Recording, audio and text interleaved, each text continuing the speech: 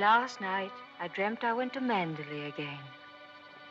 It seemed to me I stood by the iron gate leading to the drive, and for a while I could not enter, for the way was barred to me.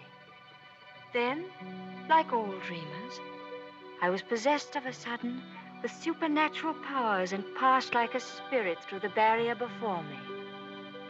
The drive wound away in front of me, twisting and turning as it had always done.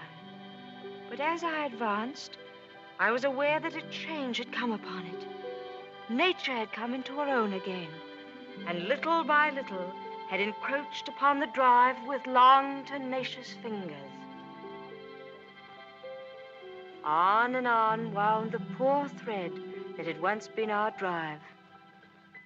And finally, there was Manderley. Manderley, secretive and silent.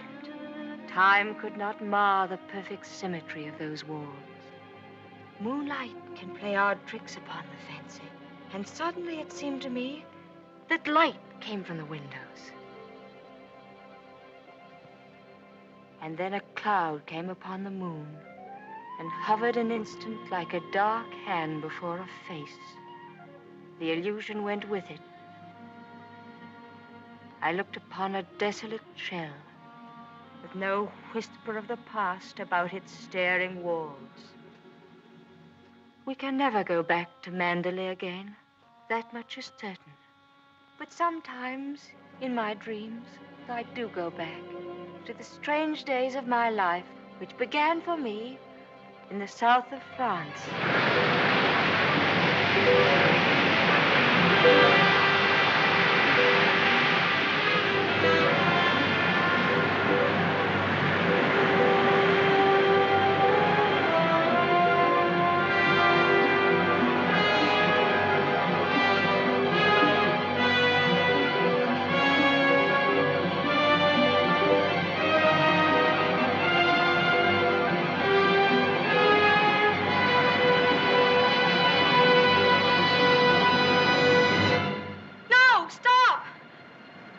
What the devil are you shouting about?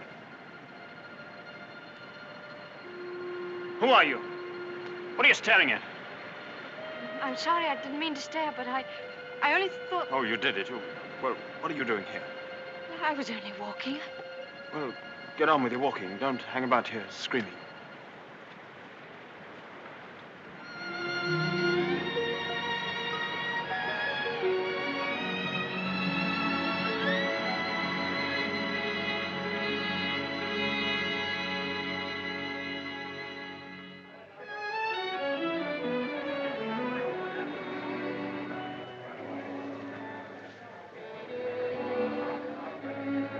I'll never come to Monte Carlo out of season again. Not a single well-known personality in the hotel. Stone cold. Waiter, garçon, call him. Tell him to get me some... Why, it's Max de Winter. How do you do?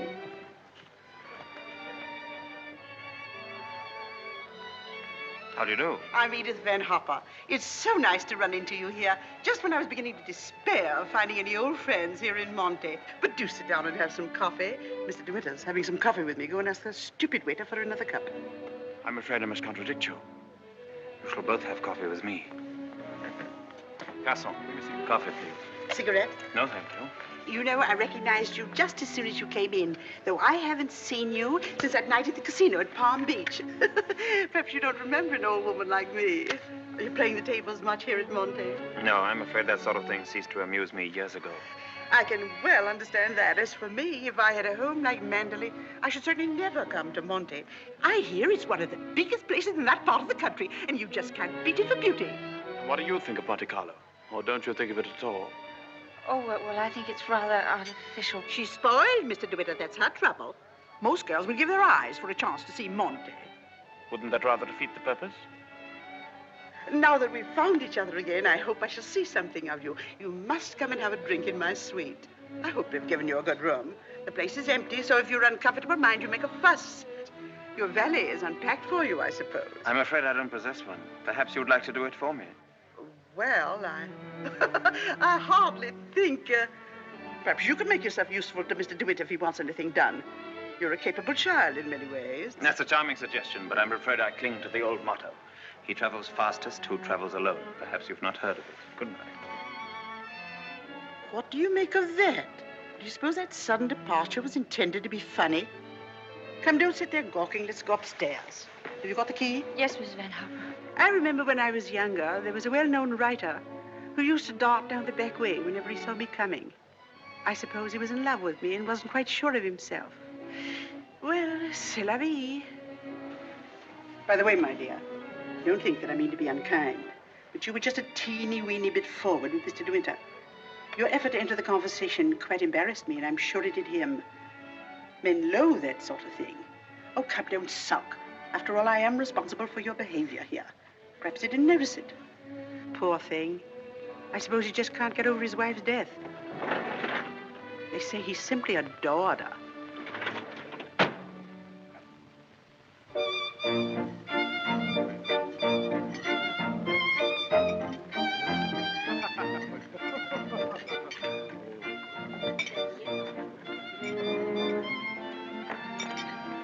Louis, prenez la commande. Oh, how awkward of me. Oh, what a stupid thing to do. Oh, I'm so sorry. Please don't bother. It doesn't really matter. Oh, leave that, leave that. Go and lay another place at my table. Mademoiselle will have lunch with me. Oh, but I couldn't possibly. Why not? Oh, well, please don't be polite. It's very kind of you, but I'll be all right if they just change the cloth. I wasn't being polite. I should have asked you to have lunch with me, even if we hadn't upset the vase so clumsily. Come along. We needn't talk to each other if we don't feel like it. Well, thank you very much.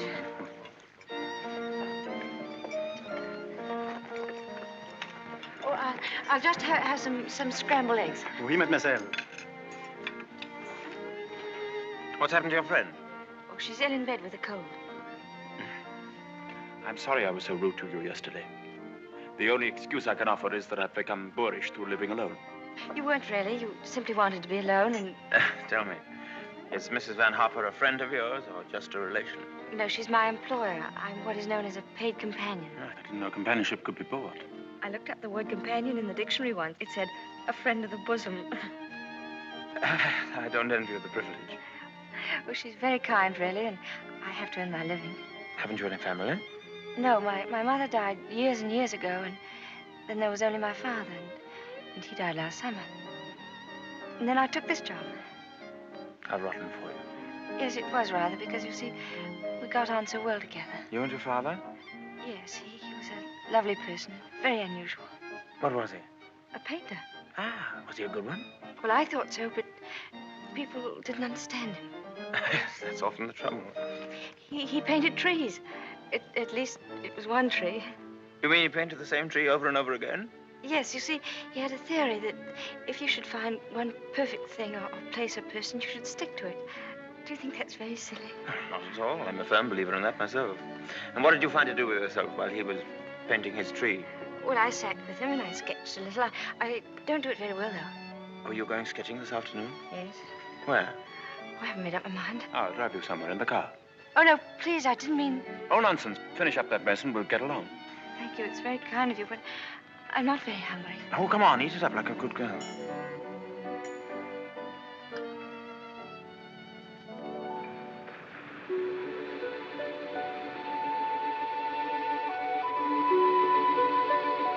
You've taken long enough for that sketch. I shall expect a really fine work of art.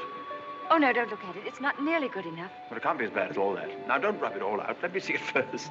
Well, it's the perspective. I never can get it Let right. me see, let me see. Oh, dear. Tell me, is it the perspective that gives my nose that curious twist in the middle? Well, you're not a very easy subject to sketch. Your expression keeps changing all the time. Does it? Well, I'd concentrate on the view instead if I were you. Much more worthwhile. Rather reminds me of our coastline at home. Do you know Cornwall at all? Yes, I went there once with my father on holiday. I was in a shop once, and I saw a postcard with a beautiful house on it right by the sea. And I asked whose house it was, and the old lady said, that's Mandalay. I felt ashamed for not knowing. And Mandalay is beautiful. To me, it's just the place where I was born. I've lived in all my life. Now, I don't suppose I shall ever see it again.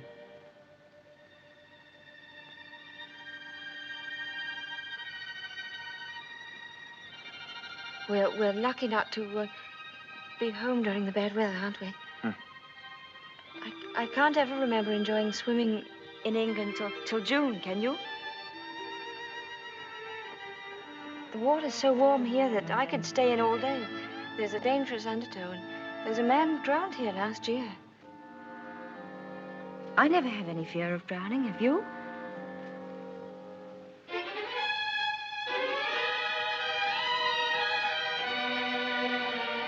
Come, I'll take you home.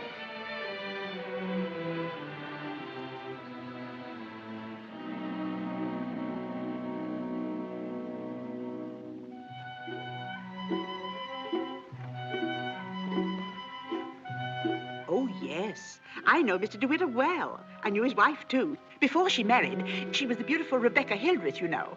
She was drowned, poor dear, while she was sailing near Mandalay. He never talks about it, of course, but he's a broken man. I suppose I'd better have it.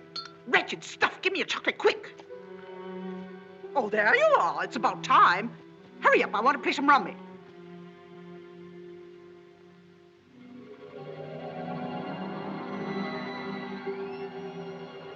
She was the beautiful Rebecca Hildreth, you know.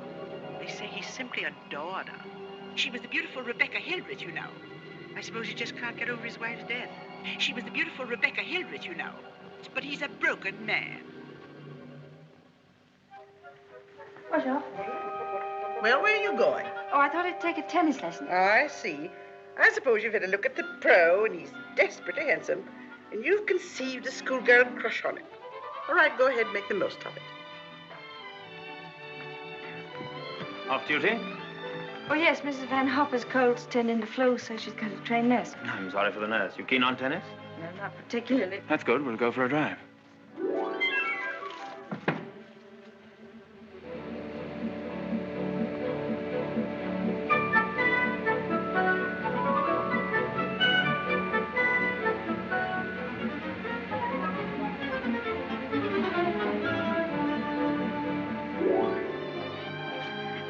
Good afternoon, Mrs. Van Hopper. How are you feeling? You got on rather well with him, didn't you? That pro must have been teaching you other things than tennis. Hurry up, I want you to make some calls. Wonder if Mr. DeWitt is still in the hotel.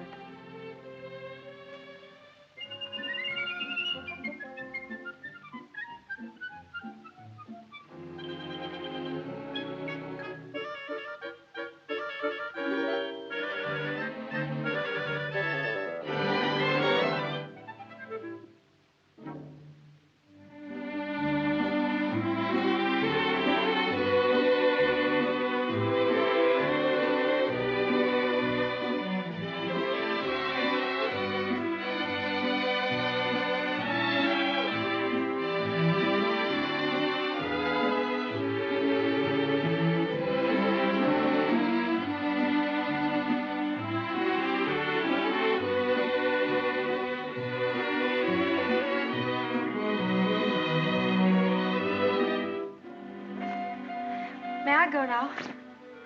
For the number of lessons you've had, you ought to be ready for Wimbledon. But this will be your last, so make the most of it. Trouble is, with me laid up like this, you haven't had enough to do. But I'm getting rid of that nurse today, and from now on, you'll stick to your job. Yes, Mrs. Van Hopper. Nurse, Yes, Miss Van Hopper? are you absolutely sure you left those messages for Mr. De Winter? Why, yes, madame. I simply can't believe it. He would most certainly have called me back. Oh, well, poor boy. I simply hate to see him so alone.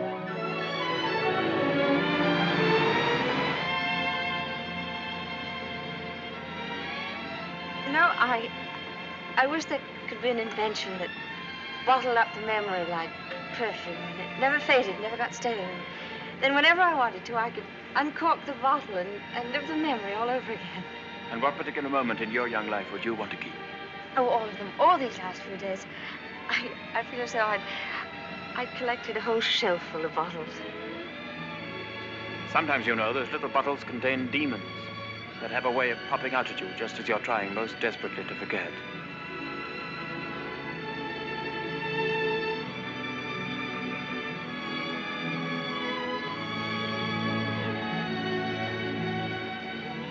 Stop biting your nails.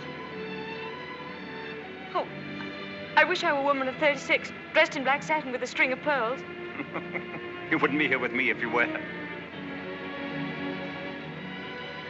Would you please tell me, Mr. De Winter, why you asked me to come out with you? Well, it's obvious that you want to be kind, but why do you choose me for your charity?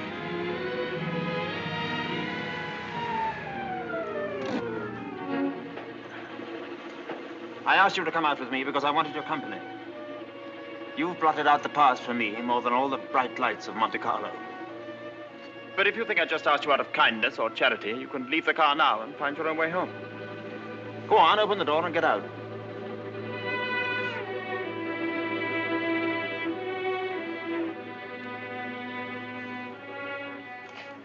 Better blow your nose. Please don't call me Mr. De Winter. I've a very impressive array of first names. George, Fortescue, Maximilian. But you needn't bother with them all at once. My family call me Maxim. And another thing. Please promise me never to wear black satin or pearls. Or to be 36 years old. Yes, Maxim.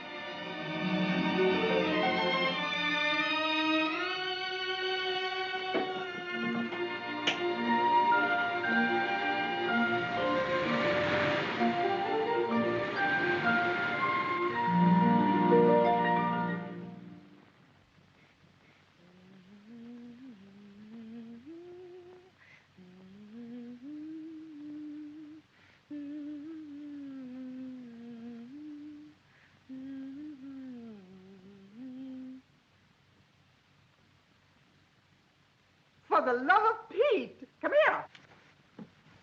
What do you think? My daughter's engaged to be married. Oh, really? How nice. We must leave for New York at once. Get reservations on the Aquitania, and we'll take the 12:30 train for Cherbourg. Hurry up and get in and maid to help with the packing. We've no time to waste. Go on and do dawdle. Mr. De Winter, please. Oh, he's gone out riding. He won't be back till noon. Oh. Well, give me the porter, please.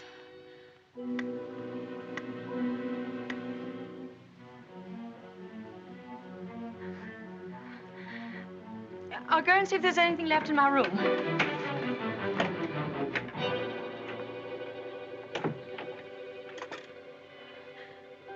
Has Mr. De Winter come in yet? Oh, he has. Would you connect me, please?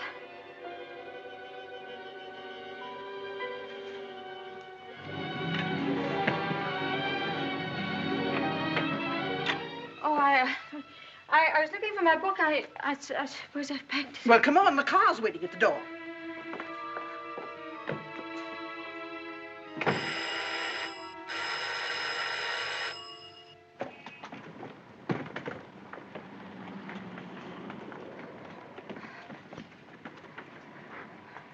I'd like to leave a forwarding address if they happen to find that book. Would you ring Mr. De Winter, please? Yes, madame. 182.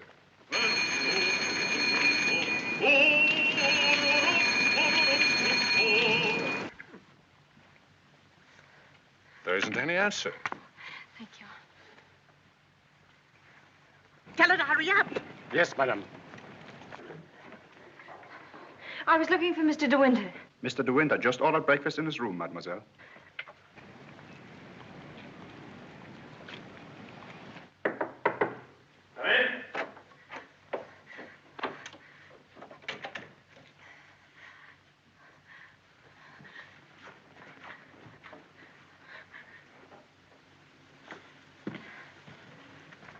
Hello.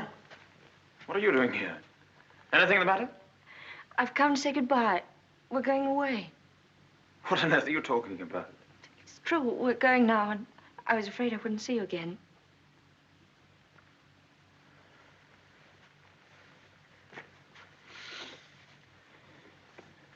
Where's she taking you to? New York. I don't want to go. I shall hate it. I shall be miserable.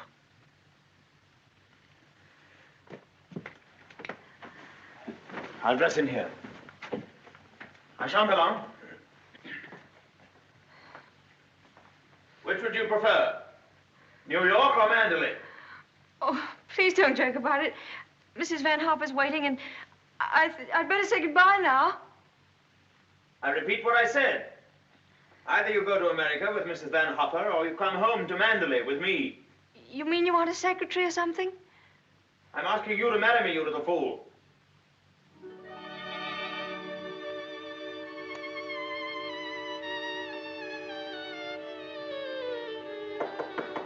Come in.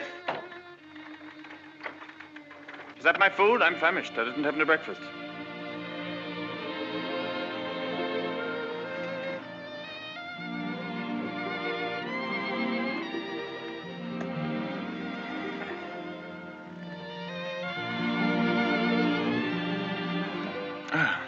My suggestion didn't seem to go at all well.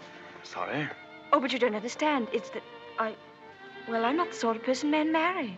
What on earth do you mean? I don't belong in your sort of world, for one thing. Well, what is my sort of world? Oh, well, Mandolin, you know what I mean. Well, I'm the best judge of whether you belong there or not. Of course, if you don't love me, that's a different thing. Fine blow to my conceit, that's all. Oh, I do love you. I love you most dreadfully. I've been crying all morning because I thought I'd never see you again.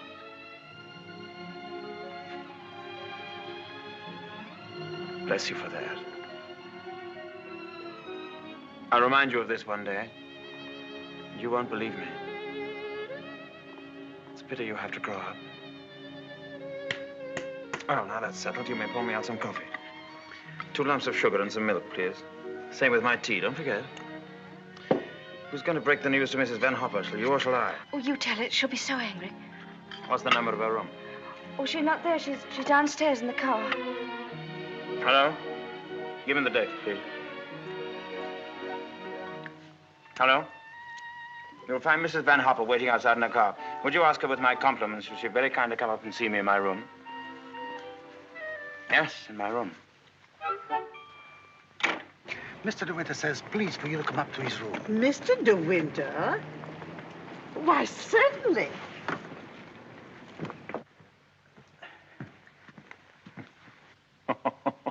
This isn't at all your idea of a proposal, is it? It should be in a conservatory.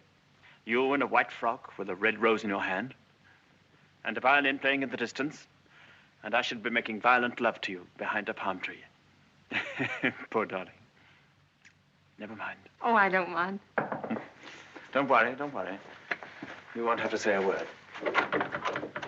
I'm so glad you called me, Mr. De Winter. I was making a hasty departure. It was so rude of me not to let you know. But a cable came this morning announcing that my daughter is engaged to be married. That's rather a coincidence, Mrs. Van Hopper. I asked you up here in order to tell you of my engagement. You don't mean it? Oh, how perfectly wonderful. How romantic. Who is the lucky lady? I apologize for depriving you of your companion in this abrupt way. I do hope it won't inconvenience you too greatly. When did all this happen? Just now, Mrs. Van Hopper. Just a few minutes ago. I simply can't believe it. And I suppose I ought to scold you for not having breathed a word of all of this to me. What am I thinking of? I shall give you both my congratulations and my blessings. I'm very happy for you both. When and where is the wedding to be? Here, as soon as possible.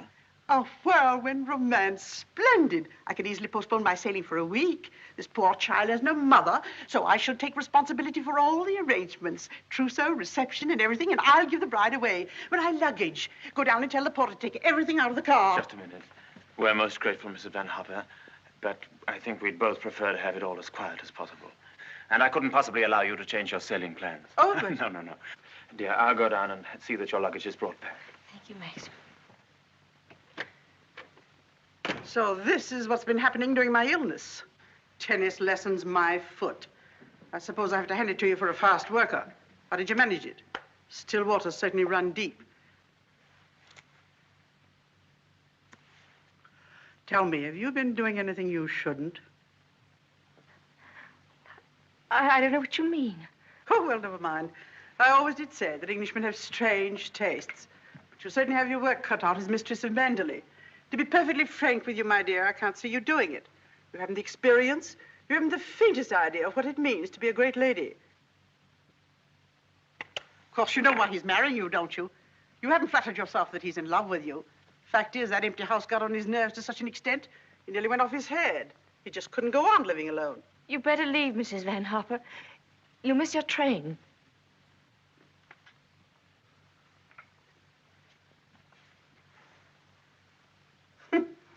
Mrs. De Winter. Goodbye, my dear, and good luck.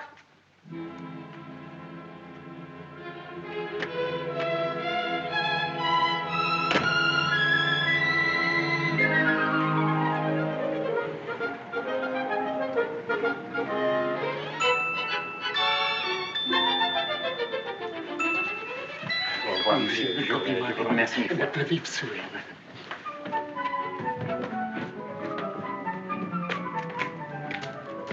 Monsieur, vous avez oublié votre carnet de mariage. Oh, What'd you say? he says I've forgotten the proof that we're married. Oh, good heavens.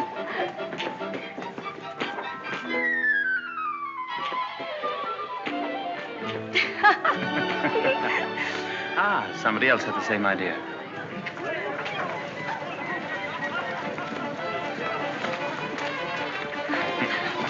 Isn't she sweet? Yes. You'd have liked a bridal veil, wouldn't you? Or at least... Madame, combien ça fait? Ça, tu le tout. Je le remercie mille fois. Yes. Yes. Oh, Max, you're lovely. Oh, perfectly lovely. Oh, perfectly lovely.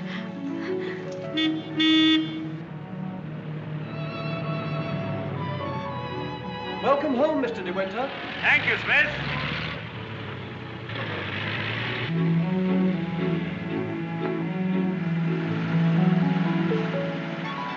Cold, darling? Yes, just a little bit. There's no need to be frightened, you know. Just be yourself and they'll all adore you.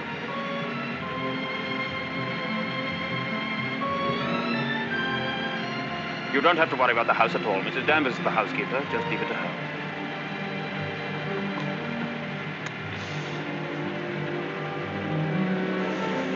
Hello. Starting to rain. Better hurry up. Here, have this. Put it over your head. Thank you.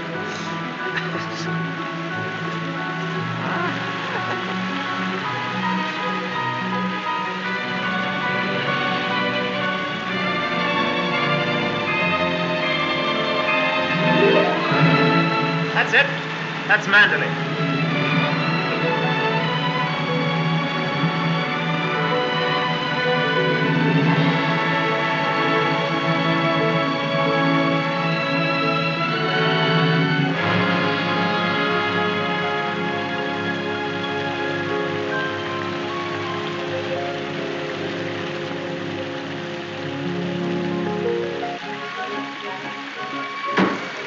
Here we are, Frith. Everybody well? Yes, thank you, sir. We're glad to see you home, sir. This is Mrs. De Winter, Frith. How do you do?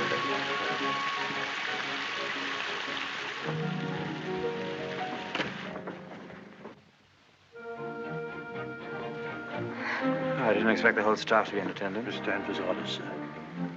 Oh. Sorry about this. Won't take long.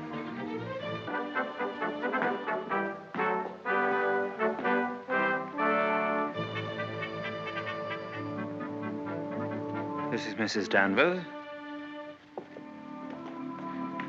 How do you do? How do you do? I have everything in readiness for you. That's very good of you. I didn't expect anything.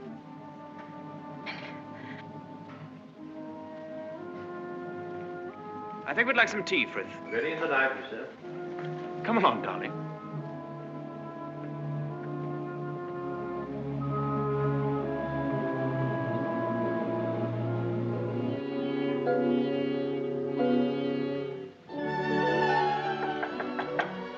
Oh, Maxim, come in. Oh, good evening, Mrs. Danvers. Good evening, madam.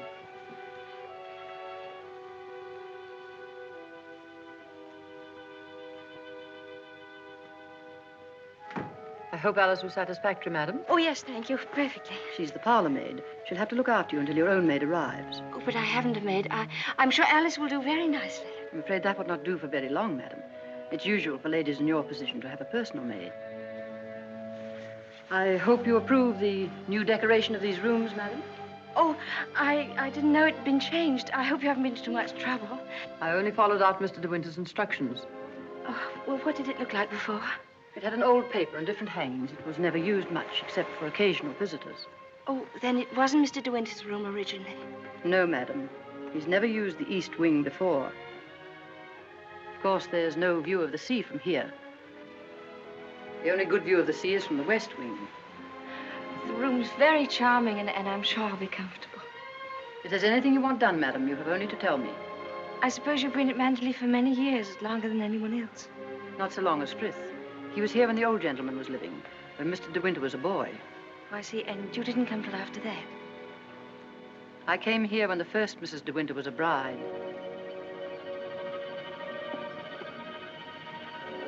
Mrs. Danvers, I do hope we'll be friends.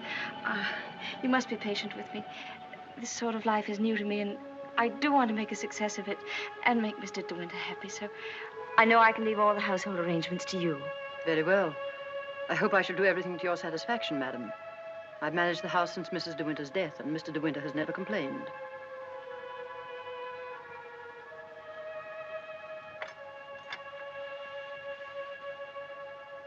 I think I'll go downstairs now.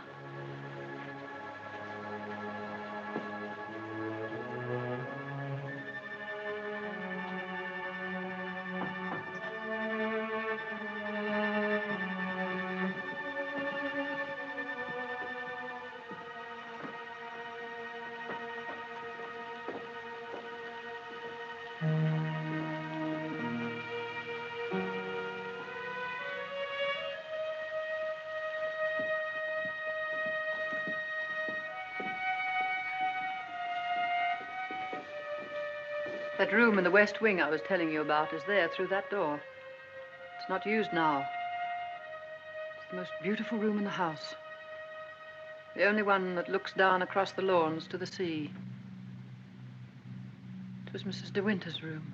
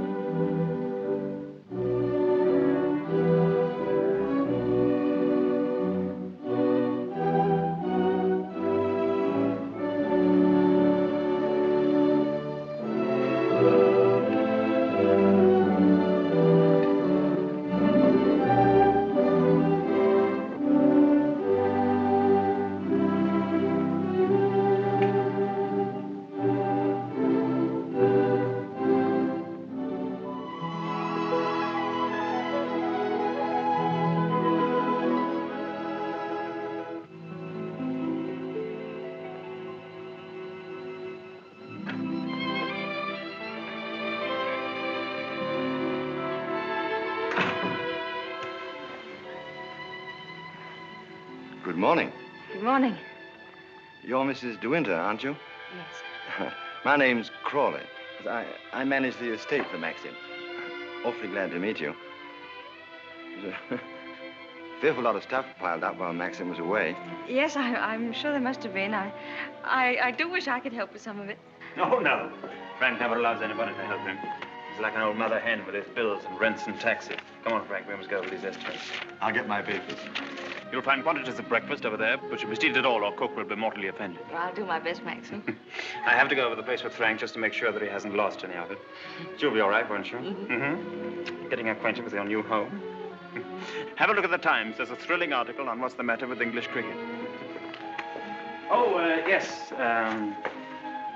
My sister Beatrice and her husband, Giles Lacey, have invited themselves over for lunch. Today? Yes. I suppose the old girl can't wait to look you over. You'll find her very direct. If she doesn't like you, she'll probably tell you so to your face.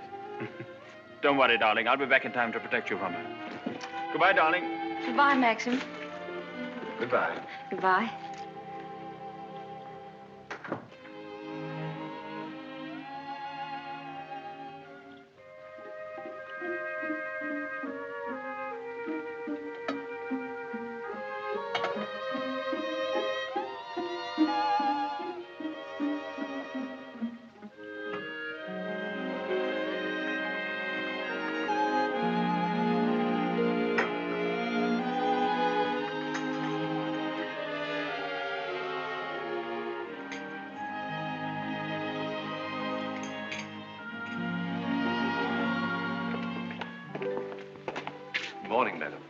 morning, Frith.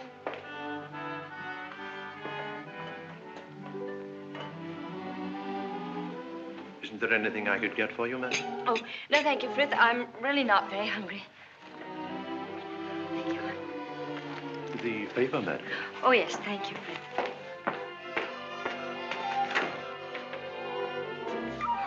Madam. I slipped. Oh, thank you, Frith.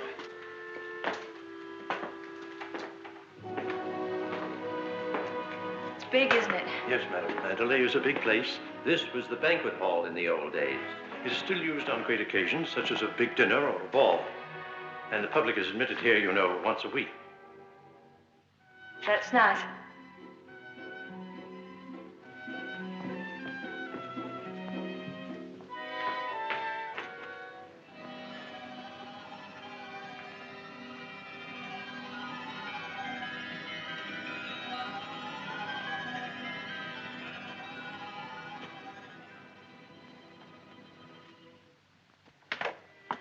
I beg pardon, madam. I'm afraid the fire is not usually lit in the library until the afternoon, but you'll find one in the morning room. Of course, if you wish this fire lit now, madam. Oh, no, Frith, I wouldn't dream. Mrs. De Winter, I mean the late Mrs. De Winter always did her correspondence and telephoning in the morning room after breakfast. Thank you, Frith.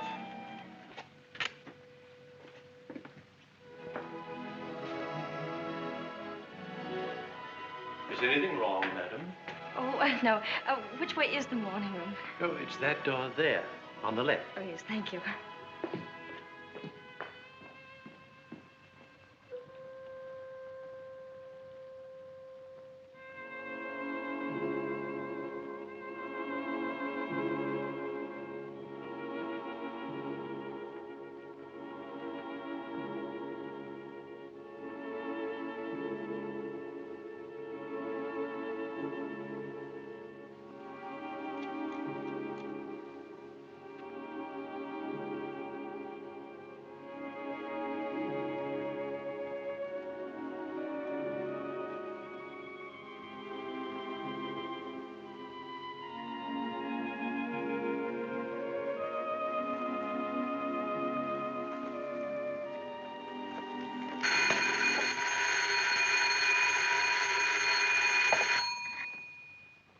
Mrs. De Winter?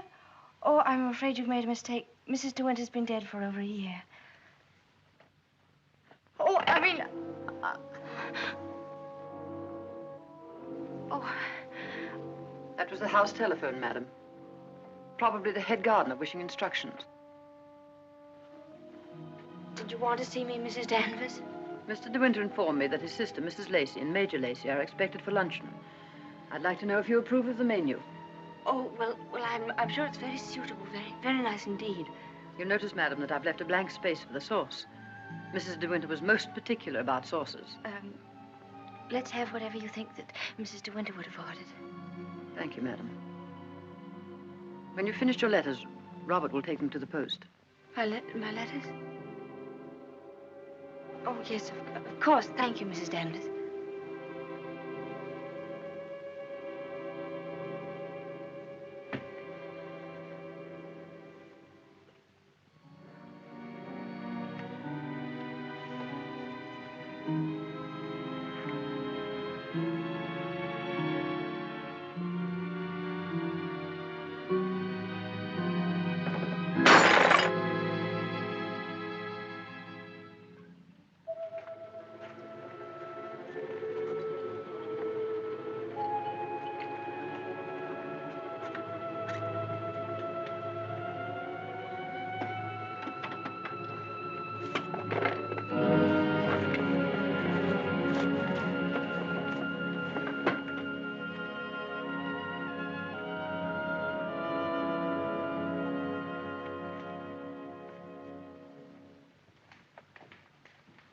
How are you, Frith? Good morning, Mrs. Lacey. Where's Mr. De Winter? I believe he went down to the farm with Mr. Crawley. How tiresome of him not to be here when we arrive, and how typical.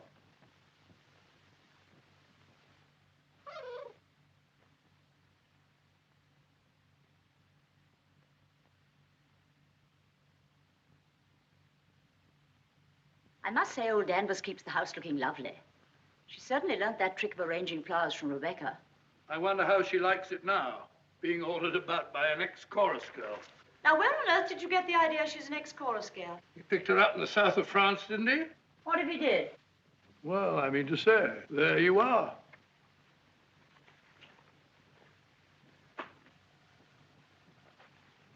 How do you do? I'm Maxim's wife. How do you do? Well, I must say you're quite different from what I expected. Oh, but Cecilia, she's exactly what I told you she'd be. Well, how do you like Mandela? Very beautiful, isn't it? And how do you get along with Mrs. Danvers? Well, I've never met anyone quite like her before. You mean she scares you? She's not exactly an oil painting, is she? Giles, you're very much in the way here. Go somewhere else. Well, I'll try and find Maxim, shall I? Giles? I didn't mean to say anything against Mrs. Danvers. Oh, there's no need for you to be frightened of her. But I shouldn't have any more to do with her than you can help. Shall we sit down? Oh, yes, please. You see, she's bound to be insanely jealous at first. And she must resent you bitterly. Why should she? Don't you know? I should have thought Maxim would have told you. She simply adored Rebecca.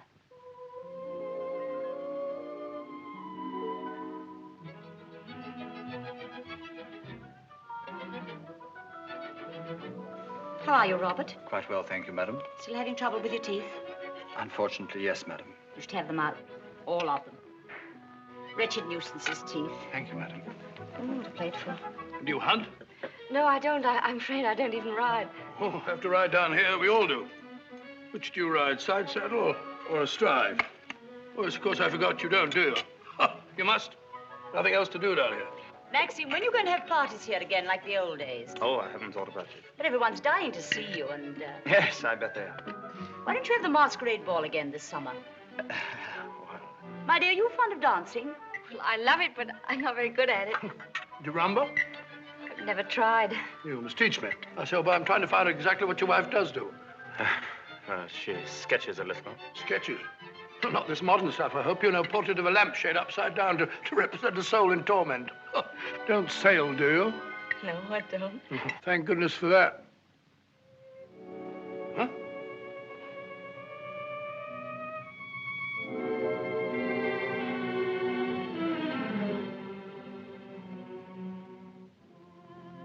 You're very much in love with Maxim, aren't you? Yes, I can see you are. Don't mind my saying so, but why don't you do something about your hair? Why don't you have it cut or sweep it back behind your ears? Oh, no, that's worse. What does Maxim say about it? Does he like it like that? Well, he never mentions it. Oh, well, don't go by me. I can see by the way you dress you don't care a hoot how you look. But I wonder Maxim hasn't been at you. He's so particular about clothes. I don't think he ever notices what I wear. Oh, well, he must have changed a lot then. You mustn't worry about old Maxim and his moves. One never knows what goes on in that quiet mind of his. Often he gets into a terrible rage. And when he does... But I don't suppose he'll lose his temper with you. You seem such a placid little thing. Come on, old girl. We've got to be on the first tee at 3 o'clock. All right, I'm coming. Well, goodbye, Maxim, old boy. Goodbye, Giles. Thanks for coming, old boy. Goodbye, my dear. Forgive me for asking you so many rude questions. We both really hope you'll be very happy. Thank you, Beatrice. Thank you very much. And I must congratulate you upon the way Maxim looks. We were very worried about him this time last year. But then, of course, you know the whole story. Goodbye, Beatrice. Goodbye, old boy.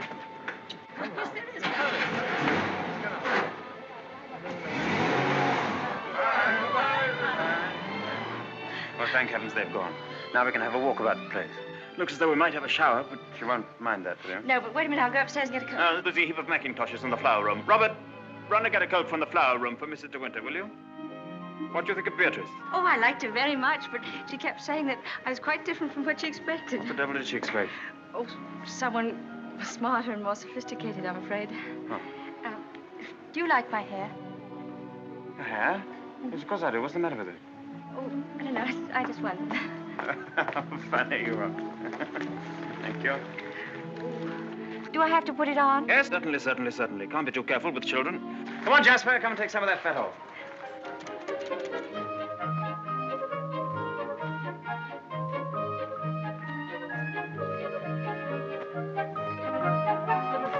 Jasper! Here, not that way. Come here. Where does that lead to? Oh, it leads to a little cove where we used to keep a boat. Oh, let's go down there. Well, no, it's a perfectly dull, uninteresting stretch of sand, just like any other. Oh, please. Well, all right, we'll walk down and take a look if you really want to.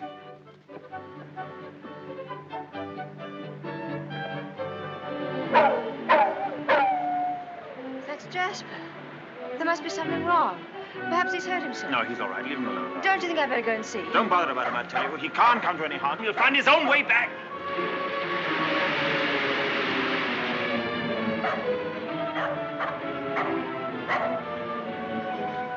Jasper!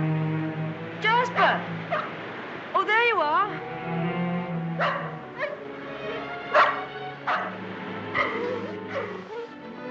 What do you want in there, Jasper? Come on. Come on home. Let's go home. Jasper!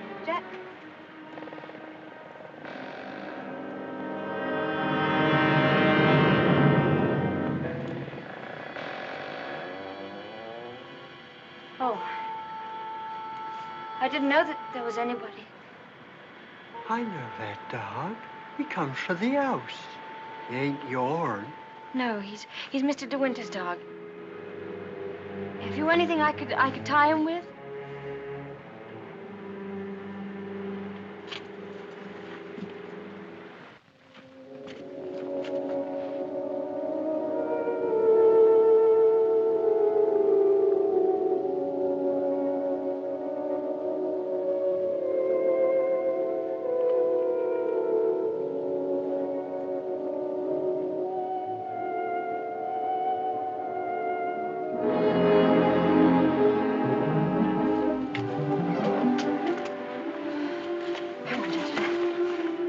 Tell anyone you saw me in there, will you? Don't you belong on the estate? I wasn't doing nothing. I was just putting my shells away. She's gone in the sea, ain't she? She'll never come back no more. No, she'll never come back. Come on, Jasper.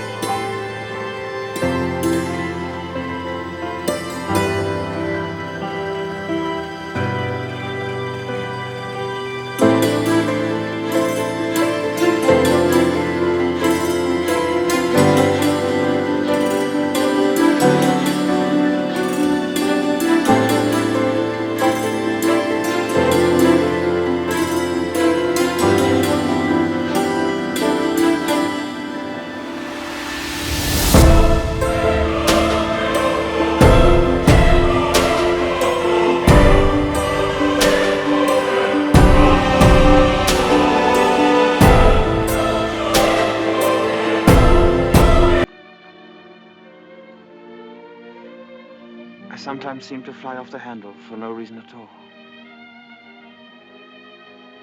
Don't I? Come. We'll go home and have some tea and forget all about it. Yes, let's forget all about it. Here, let me have Jasper.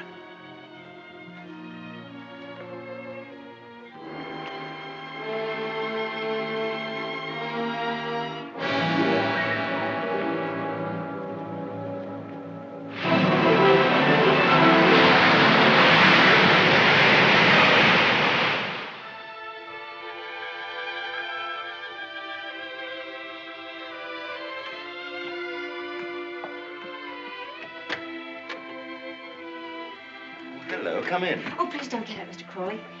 I was just wondering if you meant what you said the other day about showing me the run of things. Of course I did. What are you doing now? Notifying all the tenants that in celebration of Maxim's return with his bride, this week's rent will be free. Oh, was that Maxim's idea? Oh, yes. All the servants get an extra week's wages, too. Oh, he didn't tell me. Can't I help you? I could at least take the stamps. Well, it's terribly nice of you. Won't you sit down? Oh, yes, thank you.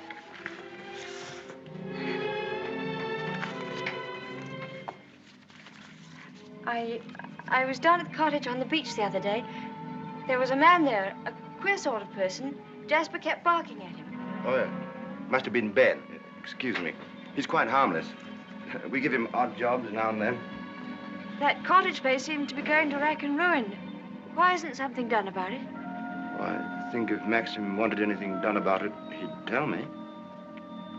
Are those all Rebecca's things down there? Yes. Yes, they are. What did she use the cottage for? The boat used to be moored near there. What boat? What happened to it? Was that the boat she was sailing in when she was drowned?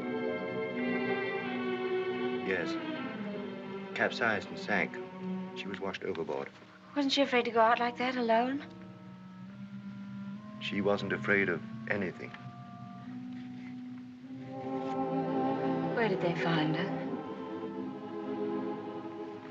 Near Edgecombe. About 40 miles up channel, about 2 months afterwards. Maxim went up to identify her.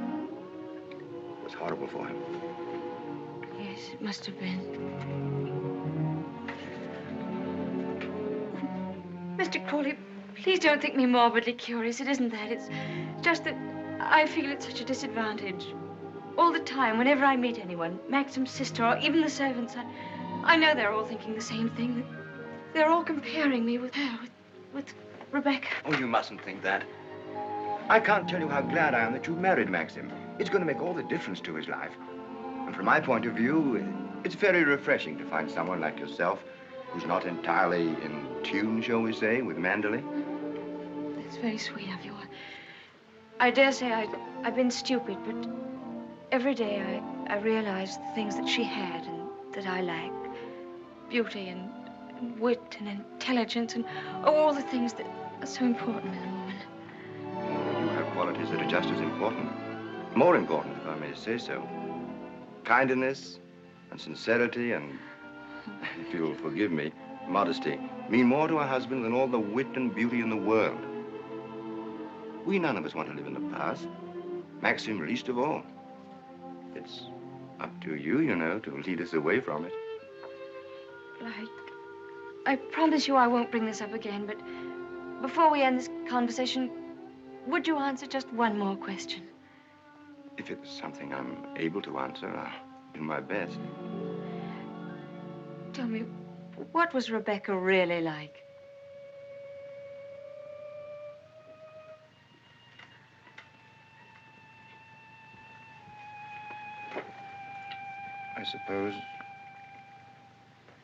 I suppose she was the most beautiful creature I ever saw.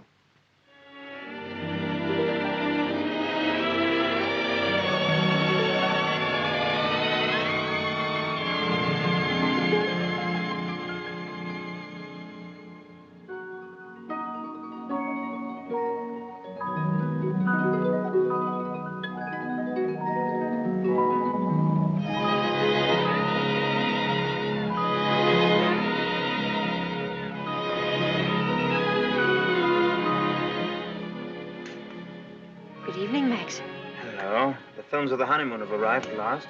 We timed, you think, before dinner?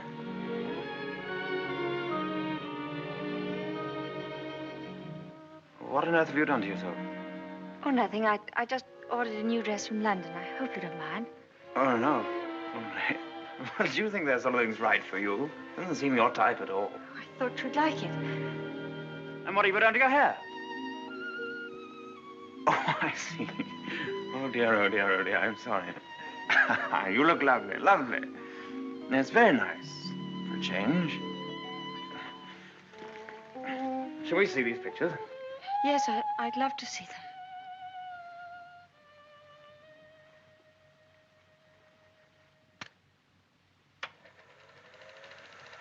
Ah, look now.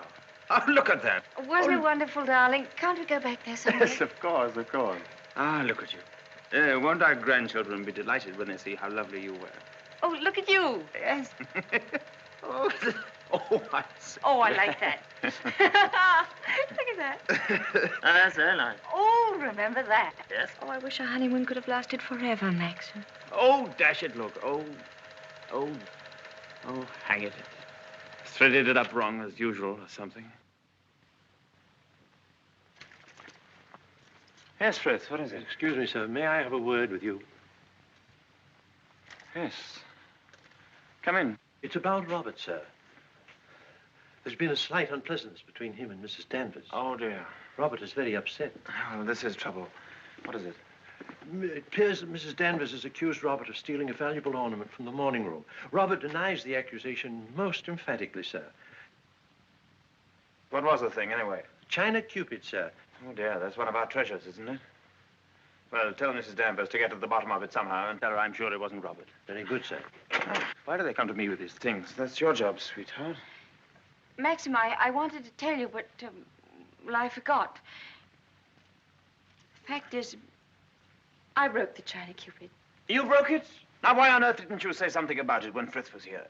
I don't know. I didn't like to. I was afraid he'd think me a fool. Well, you think you're much more of a fool now. You'll have to explain to him and Mrs. Danvers. Oh, no, Maxim. You do it. I'll go upstairs. Don't be such a little idiot, darling. Anybody would think you were afraid of them. It's all a mistake, Mrs. Danvers. Apparently, Mrs. De Winter broke the cupid herself and forgot to say anything about it. I'm so sorry. I never thought that I'd get Robert into trouble. Is it possible to repair the ornament, madam? No, I'm afraid it isn't. It was smashed into pieces. What did you do with the pieces? Well, I put them at the back of one of the drawers in the writing desk. Well, it looks as though Mrs. De Winter were afraid you were going to put her in prison, doesn't it, Mrs. Danvers? Well, never mind. Do what you can to find the pieces, see if they can be mended, and above all, tell Robert to dry his tears. I shall apologize to Robert, of course. Perhaps if such a thing happens again, Mrs. De Winter will tell me personally. Yes, all right. Thank you, Mrs. Danvers.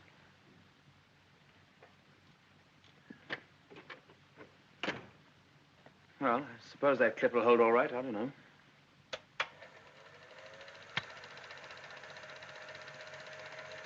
I'm awfully sorry, darling. It was very careless of me. Mrs. Danvers must be furious with me. Oh, hang Mrs. Danvers. Why on earth should you be frightened of her? You behave more like a upstairs maid or something, not like the mistress of the house at all. Yes, I know I do. But I feel so uncomfortable. I try my best every day, but it's very difficult with people looking me up and down as if I were a prize cow. Well, what does it matter if they do? You must remember that life at Mandel is the only thing that interests anybody down here. What a slap in the eye I must have been to them then. I suppose that's why you married me. Because you knew I was dull and gauche and inexperienced, and there could never be any gossip about me. Gossip? What do you mean? I don't know. I just said it for something to say. Don't look at me like that. Maxim, what's the matter? What have I said?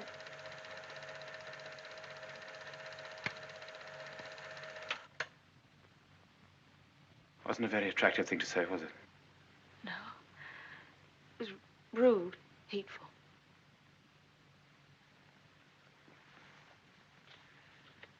I wonder if I did a very selfish thing in marrying you. How do you mean?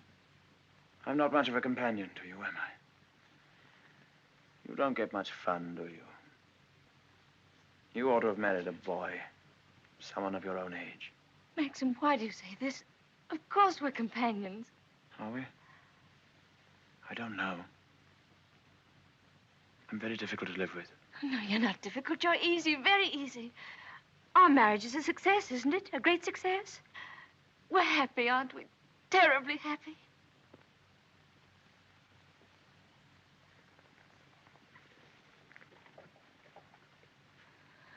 If you don't think we are happy, it would be much better if you didn't pretend. I'll go away. Why don't you answer me? How can I answer you when I don't know the answer myself? If you say we're happy, let's leave it at that. Happiness is something I know nothing about.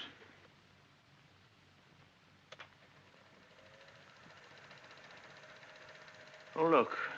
There's the one when I left the camera running on the tripod, remember?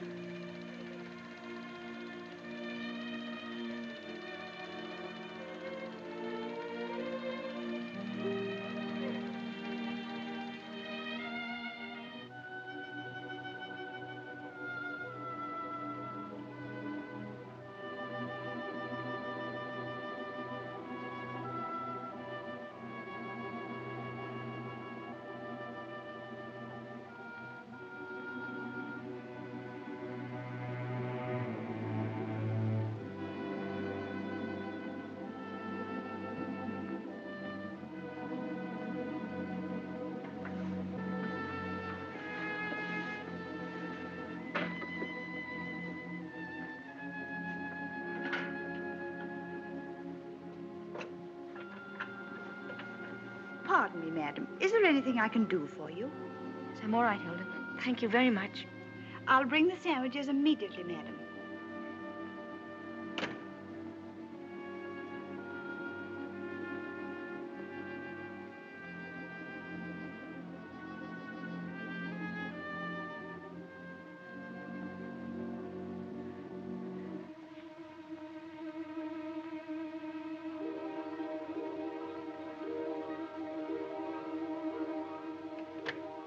Hilda, Yes, madam? the West Wing. Nobody ever uses it anymore, do they? No, madam. Not since the death of Mrs. De Winter.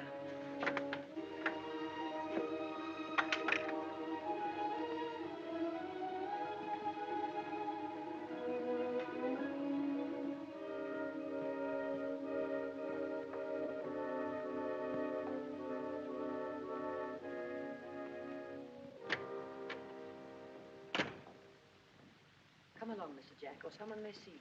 Well, Danny, old Harvey, it's been good to see you again. It's been simply breathless to pick up all the news. I really don't think it's wise for you to come here, Mr. Jack. Jasper, come here. Oh, nonsense, nonsense. It's just like coming back home. Quiet, Mr. Jack. Yes, and we must be careful not to shock Cinderella, mustn't we? She's in the morning room. If you leave through the garden door, she won't see you. I must say I feel a little like the poor relation sneaking around through back doors. Well, toodaloo, Danny. Goodbye, Mr. Jack. And please be careful.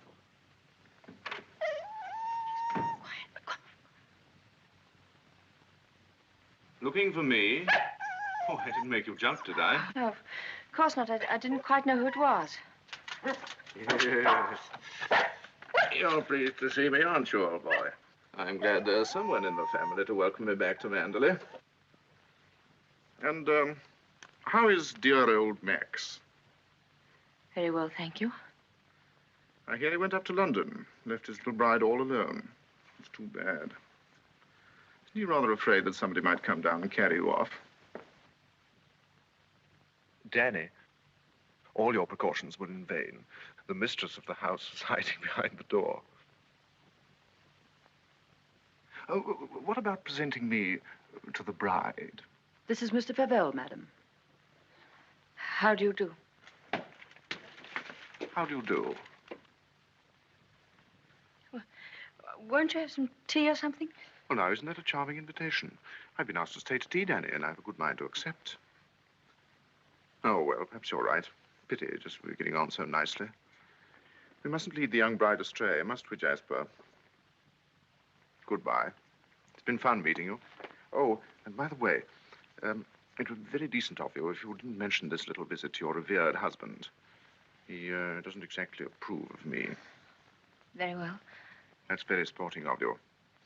I wish I had a young bride of 3 months waiting for me at home. I'm just a lonely old bachelor. Fare thee well. Oh, and I know what was wrong with that introduction. Danny didn't tell you, did she? I'm Rebecca's favorite cousin. Toodaloo.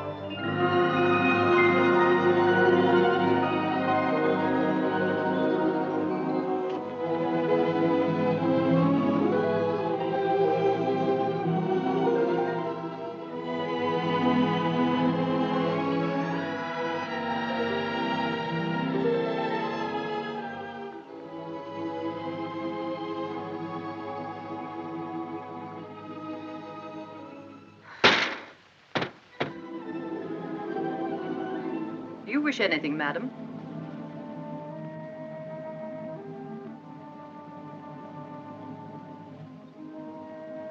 I didn't expect to see you, Mrs. Danvers. I noticed that the window wasn't closed, and I came up to see if I could fasten it.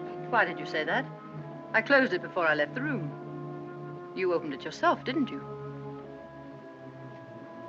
You've always wanted to see this room, haven't you, madam? Why did you never ask me to show it to you? I was ready to show it to you every day.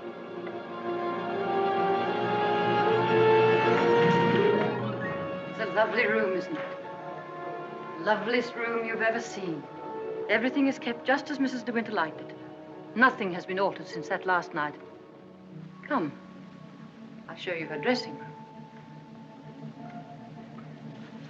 This is where I keep all her clothes. You would like to see them, wouldn't you?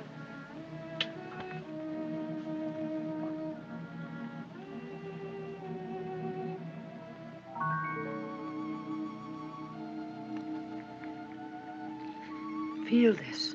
It was a Christmas present from Mr. De Winter. He was always giving her expensive gifts the whole year round. I keep her underwear on this side. They were made specially for her by the nuns in the convent of St. Clair. I always used to wait up for her, no matter how late. Sometimes she and Mr. De Winter didn't come home until dawn. While she was undressing, she'd tell me about the party she'd been to. She knew everyone that mattered. Everyone loved her. When she'd finished her bath, she'd go into the bedroom and go over to the dressing table.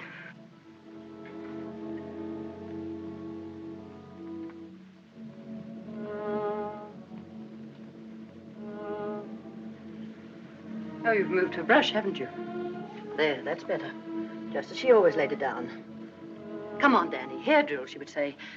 I'd stand behind her like this and brush away for 20 minutes at a time. And then she would say, "Good night, Danny," and step into her bed.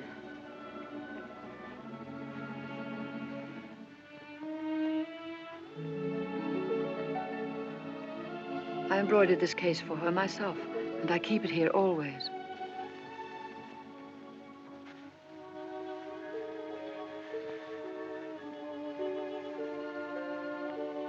Did you ever see anything so delicate?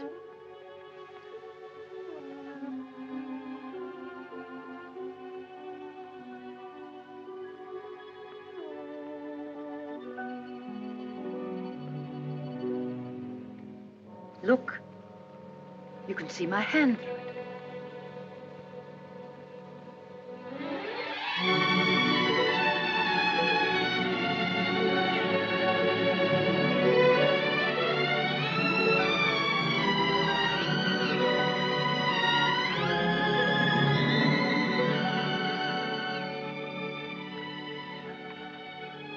You wouldn't think she'd been gone so long, would you?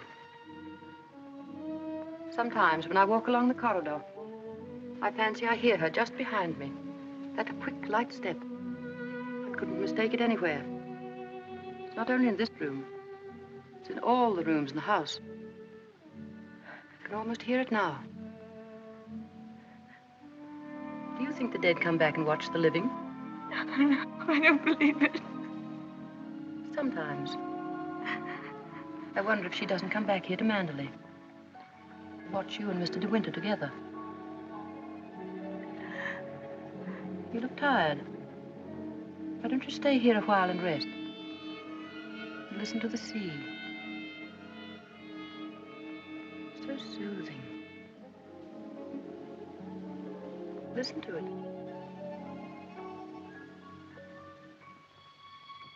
Listen. Listen to the sea.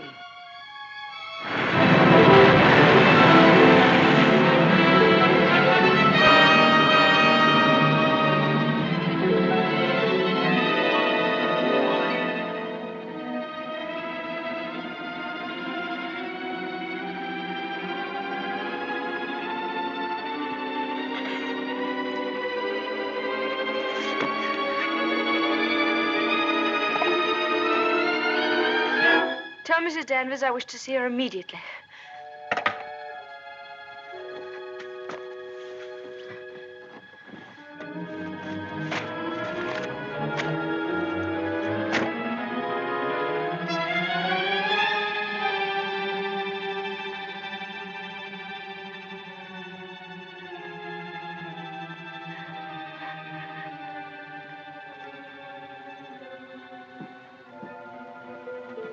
You sent for me, madam? Yes, Mrs. Danvers. I want you to get rid of all these things. These are Mrs. De Winter's things. I am Mrs. De Winter now. Very well, I'll give the instructions. Just a moment, please.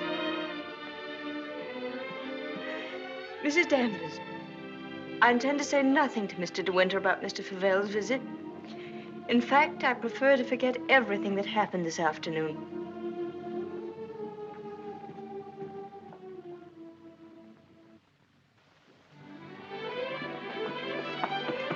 Maxim, you've been gone all day. Choking. Oh. Well. What have you been doing with yourself? Oh, I've been thinking. Oh, what do you want to do that for? Oh, come in here and I'll tell you. Darling, could we have a costume ball, just as you used to? Now, what put that into your mind? Has Beatrice been at you? No, but I feel that we ought to do something to make people feel that Mandalay is just the same as it always was. Oh, please, darling, could we? You don't know what it would mean, you know. You would have to be a hostess to hundreds of people. All the county. And a lot of young people will come up from London and turn the house into a nightclub. Oh, yes, but I want to. Oh, please. I've never been to a large party, but I could learn what to do, and I promise you, you wouldn't be ashamed of me.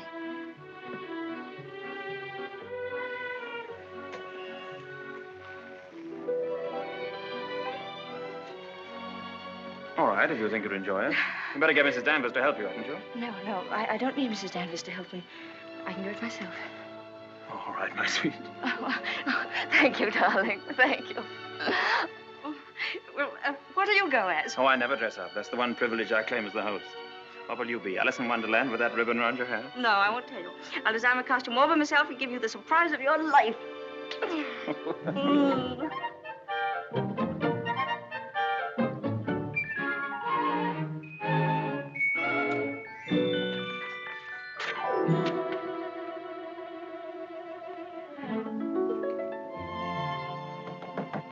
Come in.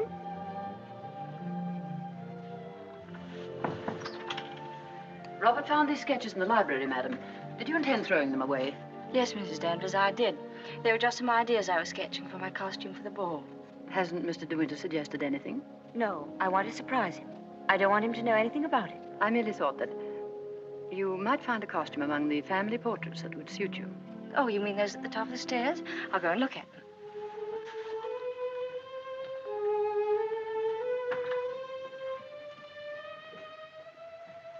This one, for instance. It might have been designed for you. I'm sure you could have it copied. I've heard Mr. De Winter say that this is his favorite of all the paintings. It's Lady Caroline De Winter, one of his ancestors. Oh, well, that's a splendid idea, Mrs. Danvers. I'm very grateful.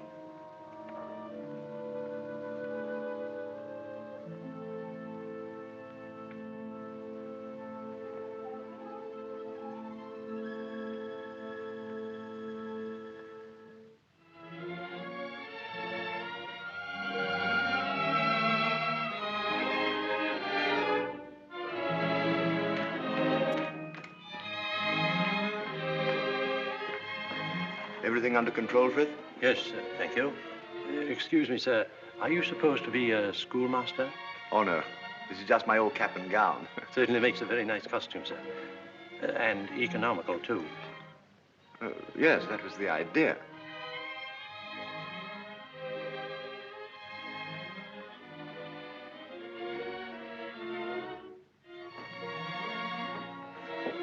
Evening, Robert. Not very good weather for the ball. No, sir. Very misty on the way, and very chilly. Oh, this wig's so tight they ought to have sent an aspirin with it. Hello. Oh. What's the idea, Adam and Eve? Oh, Maxim, don't be disgusting. Strong man, old man. Oh. Where's my weight thing? What thing? You haven't left it in the car, have you? Oh. Oh, there it is. You were the first one down. Yes. Where's the child? She's keeping her costume a terrific secret. Wouldn't even let me into her room. Oh, lovely. I'll go up and give her a hand. I could do with a drink. Won't you catch cold in that thing? Don't be silly. Pure wool, old boy. Pardon me, sir. You forgot this.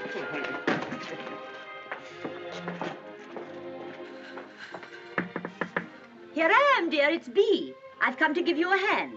Oh, please don't come in, Beatrice. I don't want anyone to see my costume. Oh. Oh, well, you won't be long, will you? Because the first people will be arriving any moment.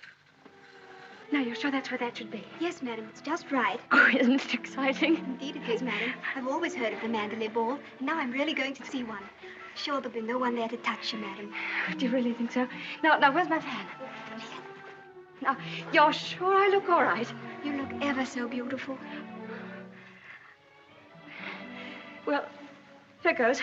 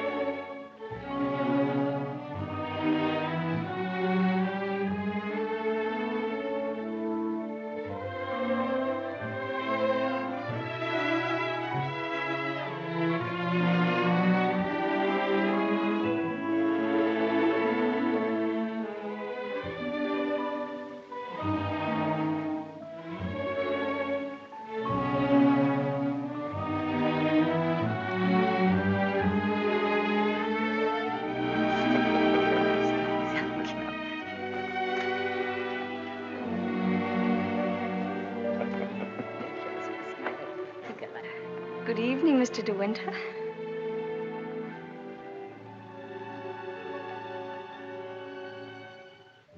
What the devil do you think you're doing? But it's the picture, the one in the gallery.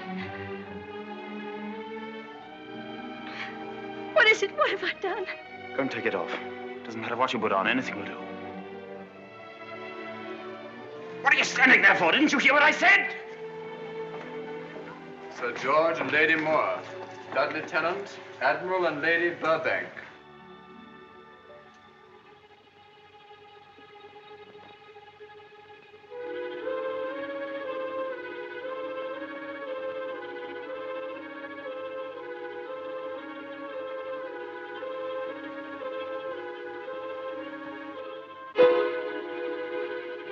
I watched you go down, just as I watched her a year ago. Even in the same dress, you couldn't compare. You knew it. You knew that she wore it, and yet you deliberately suggested I wear it. Why do you hate me? What have I done to you that you should ever hate me so? You tried to take her place. You let him marry you. I've seen his face, his eyes. They're the same as those first weeks after she died. I used to listen to him, walking up and down, all night long, night after night, thinking of her, suffering torture because he'd lost her. I don't want to know. I don't want to know. You thought you could be Mrs. De Winter, live in her house, walk in her steps, take the things that were hers, but she's too strong for you. You can't fight her.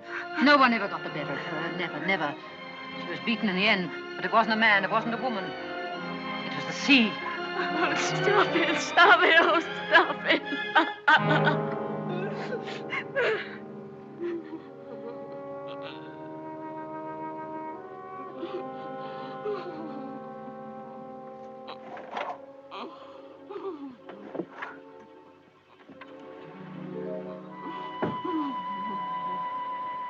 You're overwrought, madam.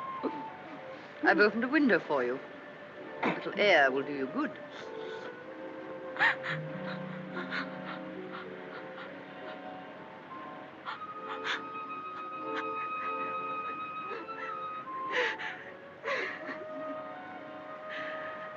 Why don't you go? Why don't you leave Mandalay? He doesn't need you. He's got his memories. He doesn't love you. He wants to be alone again with her. You've nothing to stay for. You've nothing to live for, really, have you? Look down there. It's easy, isn't it? Why don't you? Why don't you? Go on. Go on. Don't be afraid.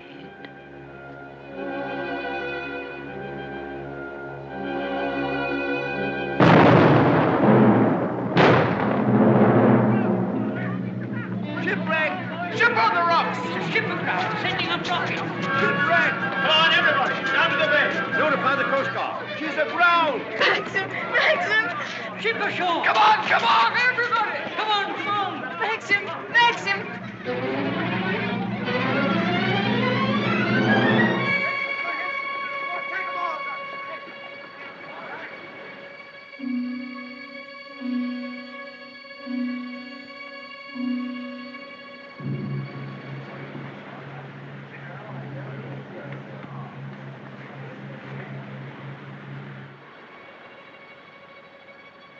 Oh!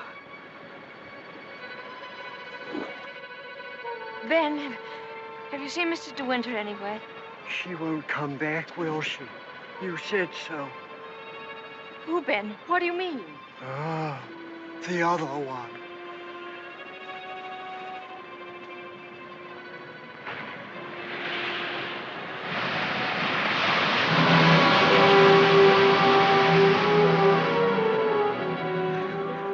Frank, have you seen Maxim anywhere? Not since about half an hour ago.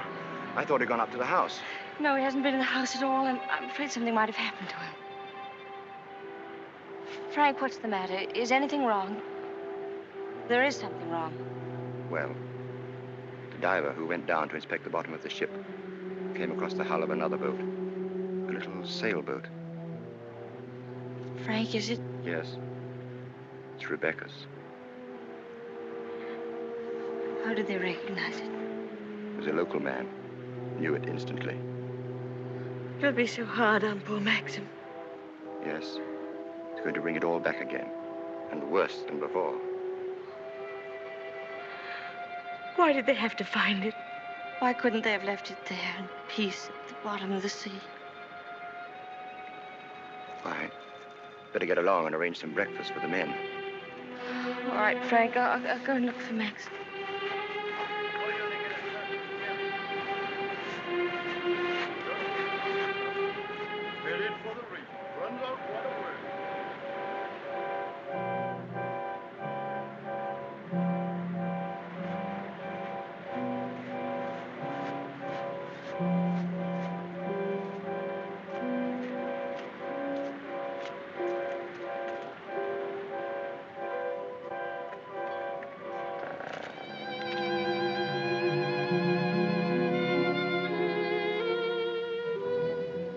Hello.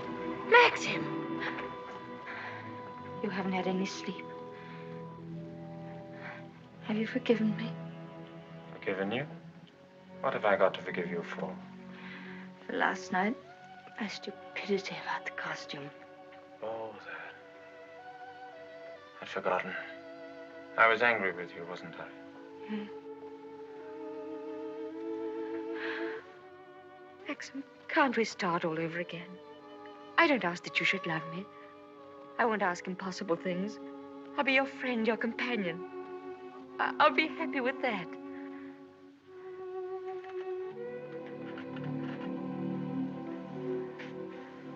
You love me very much, don't you?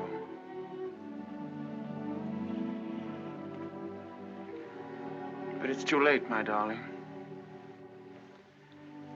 We've lost our little chance of happiness. No, Maxim, no. Yes. It's all over now. The thing's happened. The thing I've dreaded day after day. Night after night. Maxim, what are you trying to tell me? Rebecca has won. Her shadow has been between us all the time, keeping us from one another.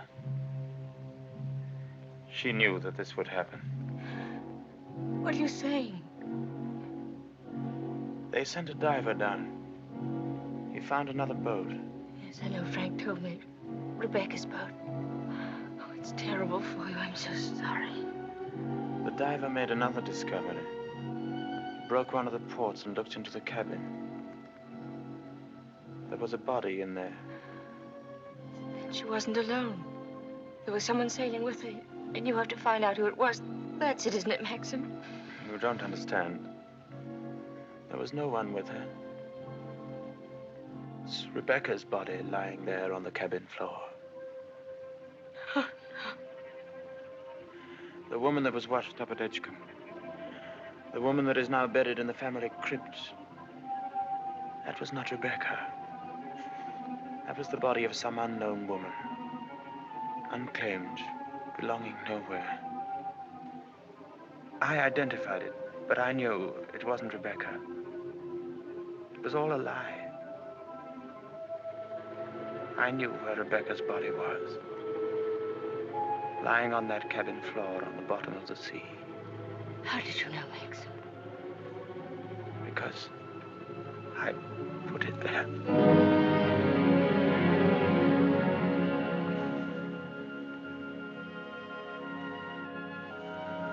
Will you look into my eyes and tell me that you love me now?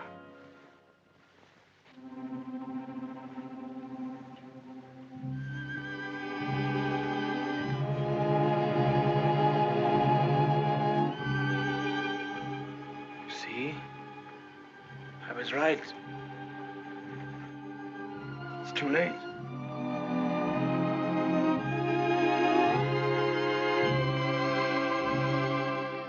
No, it's not too late. You're not to say that. I love you more than anything in the world. Oh, please, Maxim, kiss me, please. No. It's no use. It's too late. Oh, we can't lose each other now. We must be together always. No secrets, no shadows. We may only have a few days. A few hours. Maxim, why didn't you tell me before? Yeah, you did sometimes, but you never seemed close enough. How could we be close when I knew you were always thinking of Rebecca? How could I even ask you to love me when I knew you loved Rebecca still? What are you talking about? What do you mean? Whenever you touched me, I knew you were comparing me with Rebecca. Whenever you looked at me, or spoke to me, or walked with me in the garden, I knew you were thinking, this I did with Rebecca, and this, and this. Oh, it's true, isn't it? You thought I loved Rebecca? You thought that? I hated her.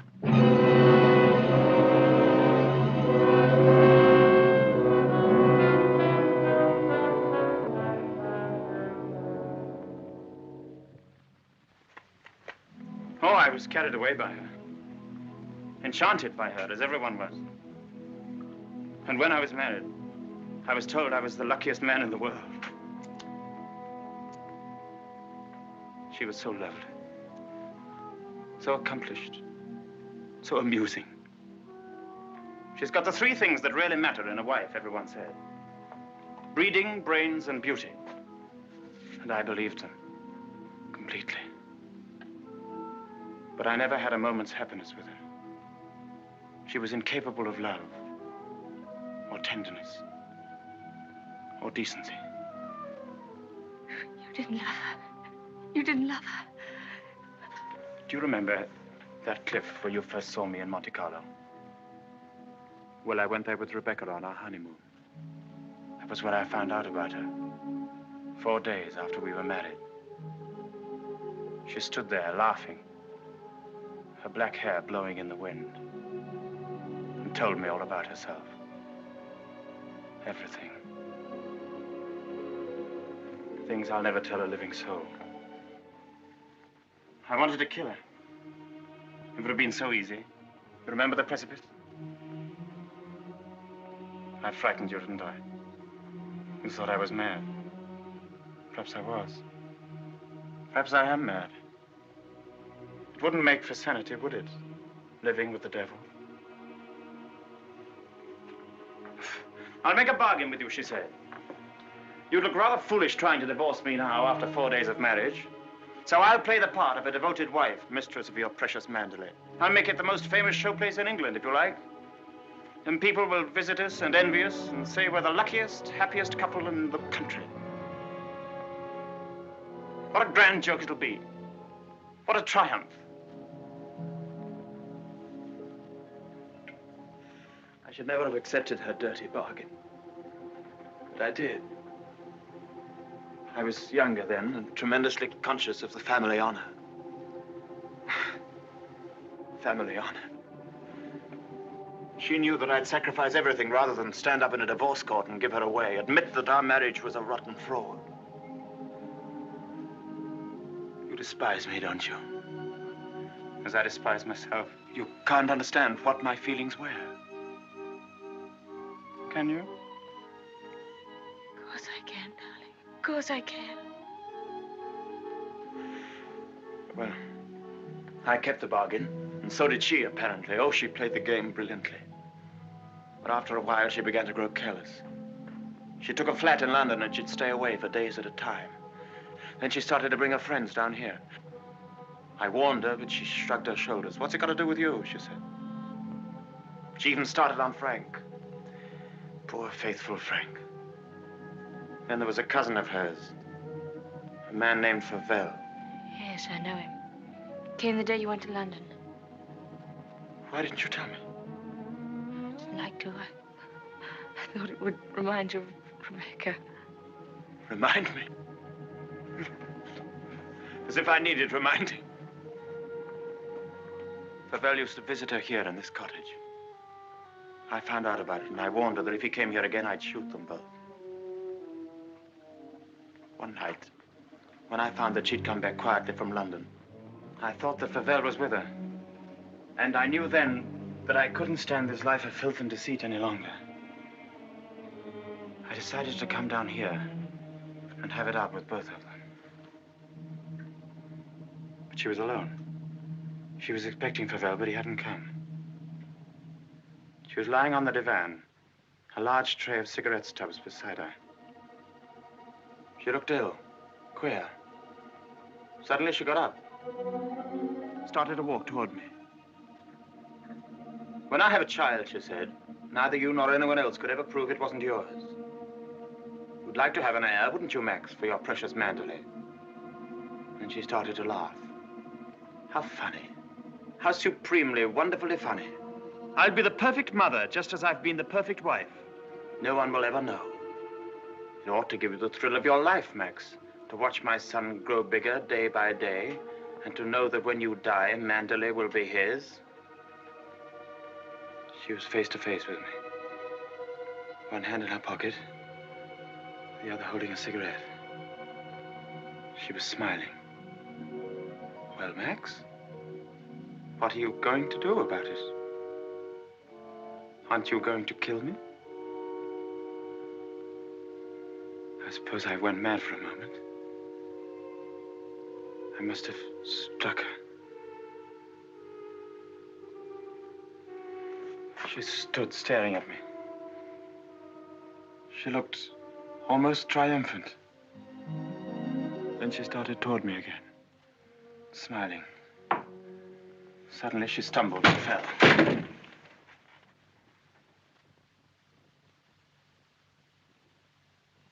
When I looked down, ages afterwards it seemed, she was lying on the floor.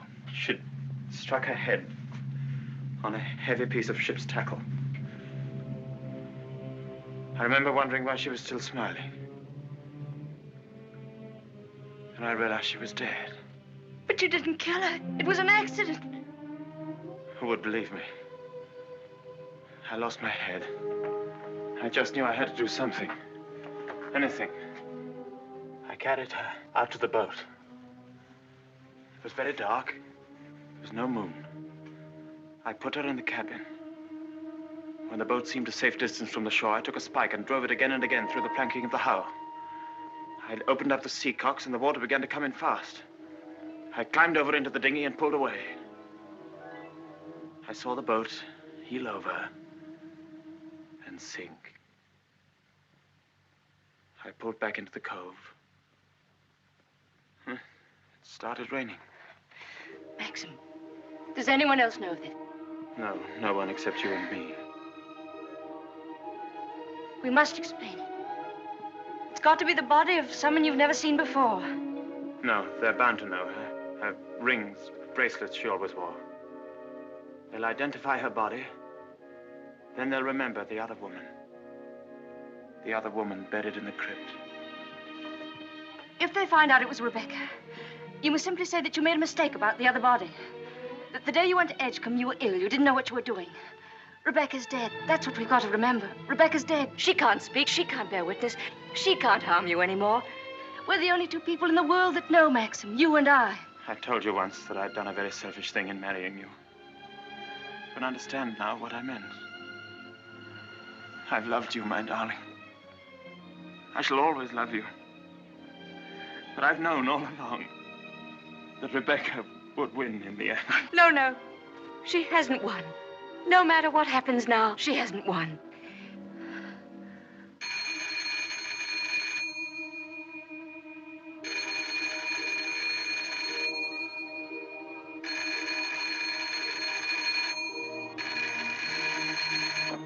Hello? Hello? Oh. Hello, Frank. Hello, Frank. Yes. Who? Colonel Julian? Yes, tell him I'll meet him there as soon as I possibly can. What?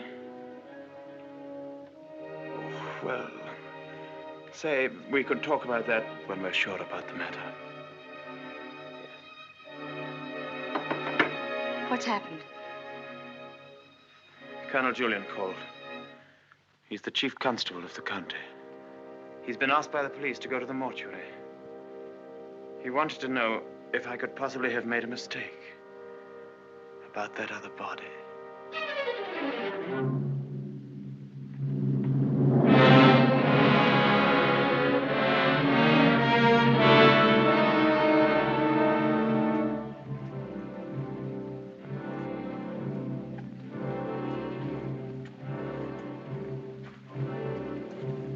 Well, Colonel Julian, apparently I did make a mistake about that other body. The mistake was quite natural under the circumstances. Besides, you went well at the time. That's nonsense. I was perfectly well. Oh, don't let it worry you, Maxim. Nobody can blame you for making a mistake. Pity is you've got to go through the same thing all over again. What do you mean? Well, there'd have to be another inquest, of course. Same formality and red tape. Oh. Wish you could be spared the publicity of it, but I'm afraid that's impossible. Oh, yes, the publicity. I suppose Mrs. De Winter went below for something, and the squall hit the boat with nobody at the helm. I imagine that's about the solution of it, don't you think so, Crawley? Oh, yes. Probably the door jammed and she couldn't get on deck again. Yeah. Tab, boat builder, will undoubtedly come to some such conclusion. Why, what would he know about it? Well, he's examining the boat now. Purely as a matter of routine, you know. I'll be at the inquest tomorrow, Maxim. Quite unofficially, you know. We must get together for a game of golf when it's all over, eh? Bye-bye.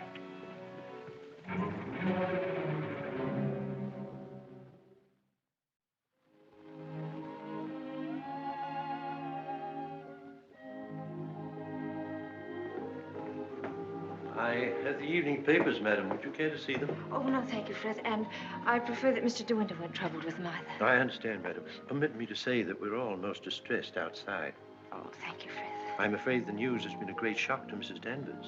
Yes, I rather expected it would be. It seems there's to be a coroner's inquest, madam? Yes, Frith, it's purely a formality. Of course, madam. I wanted to say that if any of us might be required to give evidence, I should be only too pleased to do anything that might help the family. Oh, thank you, Frith. Well, I'm sure Mr. De Winter will be very happy to hear it, but I don't think anything will be necessary.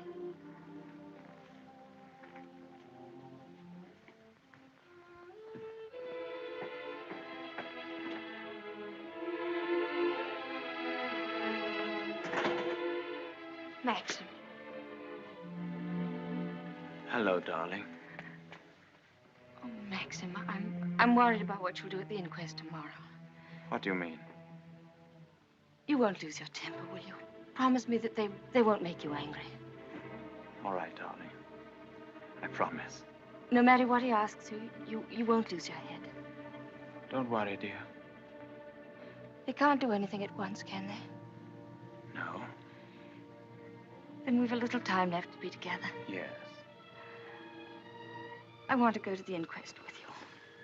I'd rather you didn't, darling. But I can't wait here alone. I promise you I won't be in any trouble to you, and I must be near you so that no matter what happens, we won't be separated for a moment. All right, dear. I don't mind this whole thing, except for you. I can't forget what it's done to you. I've been thinking of nothing else since it happened.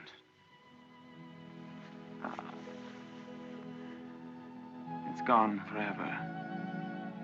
That funny, young, lost look I loved won't ever come back. I killed that when I told you about Rebecca. It's gone.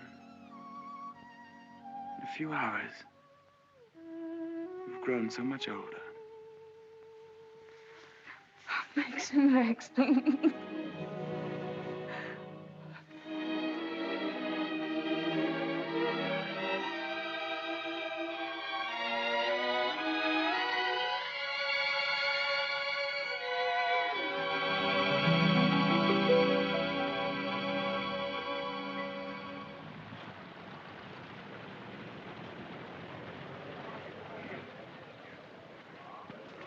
Black Jack Brady was his name. The most important arrest I ever made. It must have been about 2 years ago now. Of course, there was no doubt about it. He was hung a month after I caught him. Hello, wait a minute. They've got old Balmy Ben up now. You remember the late Mrs. De Winter, don't you? She's gone. Yes, we know that. She went in the sea. The sea got her. That's right, that's right. Now, we want you to tell us whether you were on the shore that last night she went sailing. Eh? Were you on the shore that last night she went out when she didn't come back? I didn't see nothing. I don't want to go to the asylum. Them cruel folks there. Now, nobody's going to send you to the asylum. All we want you to do is to tell us what you saw. I didn't see nothing. Come, come. Did you see Mrs. De Winter get into her boat that last night? I don't know nothing. I don't want to go to the asylum. Very well, you may go. Eh? You may go now. Now, Mr. Tabb. Yes, sir. Step forward, please.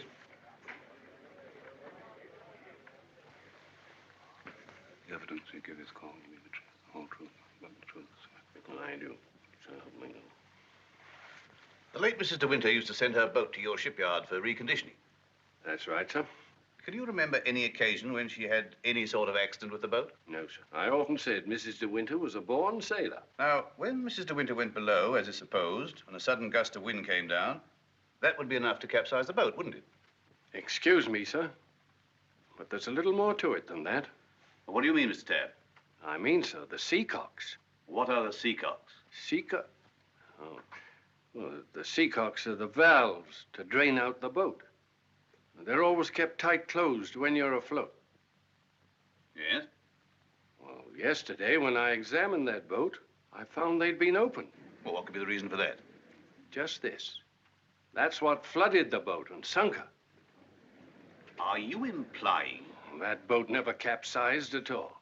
I know it's a terrible thing to say, sir, but in my opinion, she was scuttled.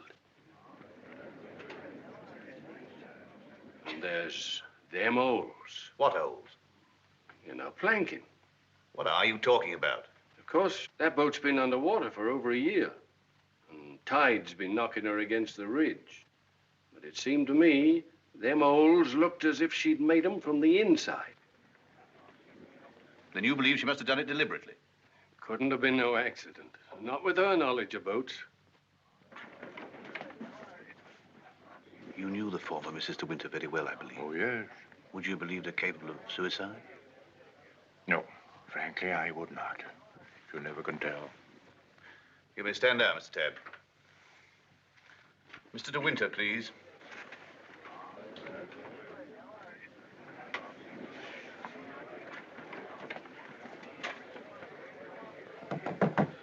I'm sorry to drag you back for further questioning, Mr. De Winter, but you've heard the statement of Mr. Tabb. I wonder if you can help us in any way.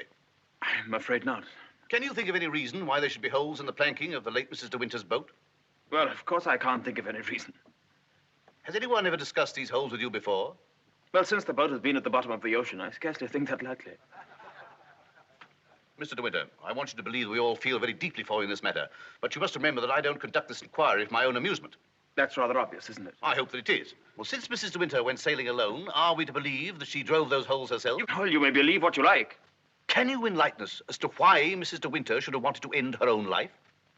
I know of no reason whatever. Mr. De Winter, however painful it may be, I have to ask you a very personal question.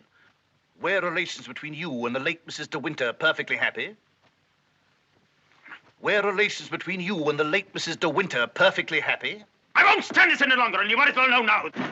My wife, she's fit. We'll adjourn till after lunch. Mr. De Winter, I presume you'll be available for us then? I told you should have had some breakfast. You're hungry, that's what's the matter with you.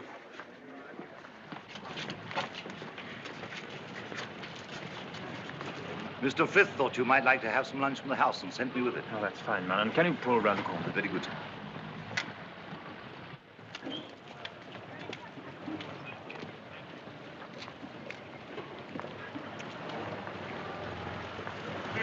Awfully foolish to have me fainting like that. Nonsense. If you hadn't fainted like that, I'd have really lost my temper. Darling, please be careful.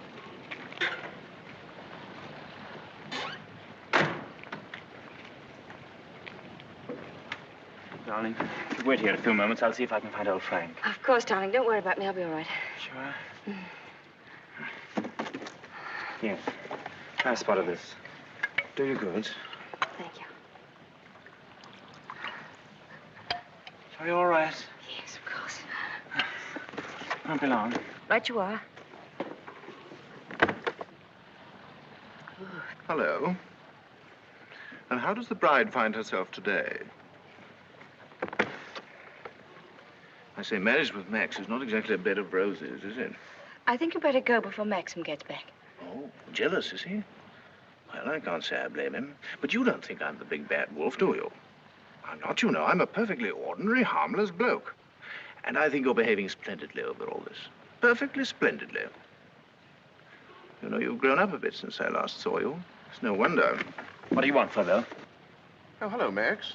Things are going pretty well for you, aren't they? Better than you ever expected. I was rather worried about you at first. That's why I came down to the inquest. Well, I'm touched by your solicitude, but if you don't mind, we'd rather like to have our lunch.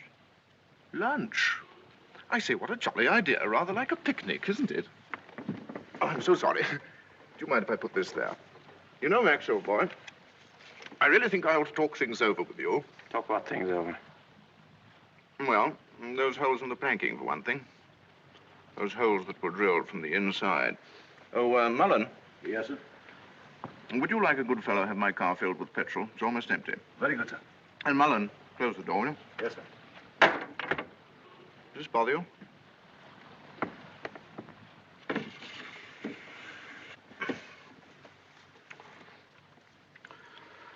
You know, boy, I have a strong feeling that before the day is out, somebody's going to make use of that rather expressive, though somewhat old-fashioned term, foul play.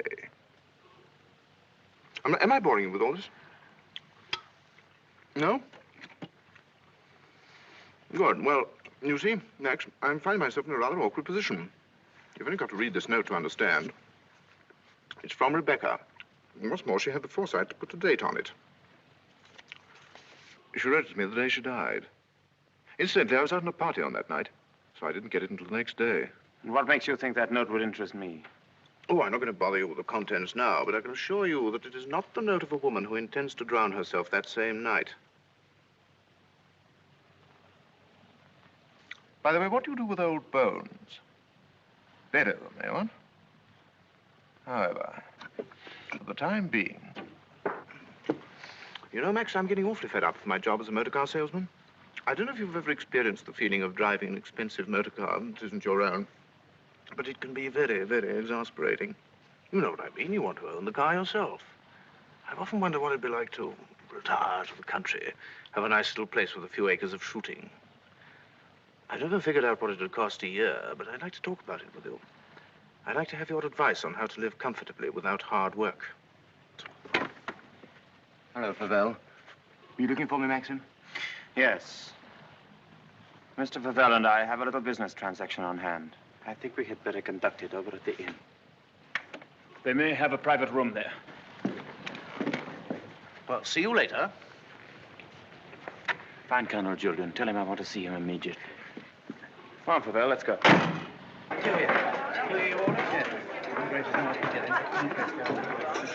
Have you a private room, please? Of course, sir. Through there, sir. Hope this will do, Mr. De Winter. Oh, it's splendid. Splendid. Exactly like the Ritz. Any orders, gents? Yes, you might bring me a large brandy and soda. How about you, Max? Have one on me. I feel I can afford to play host.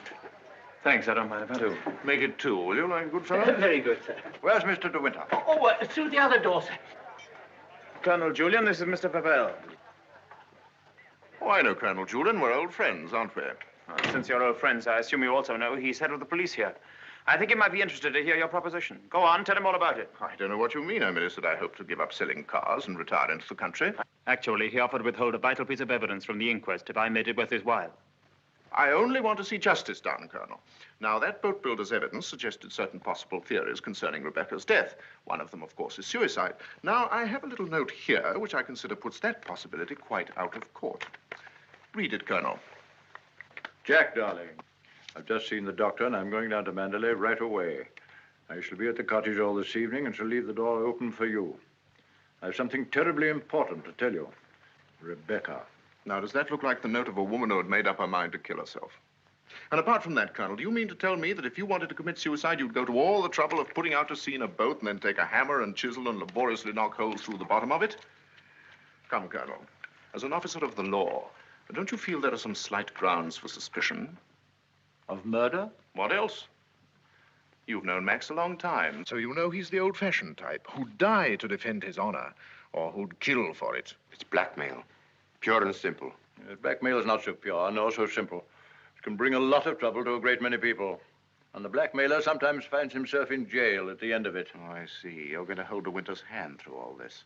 Just because he's the big noise around here, and he's actually permitted you to dine with him. Be careful, Fabel. You brought an accusation of murder. Have you any witnesses? Oh, I do have a witness. Oh. It's that fellow Ben.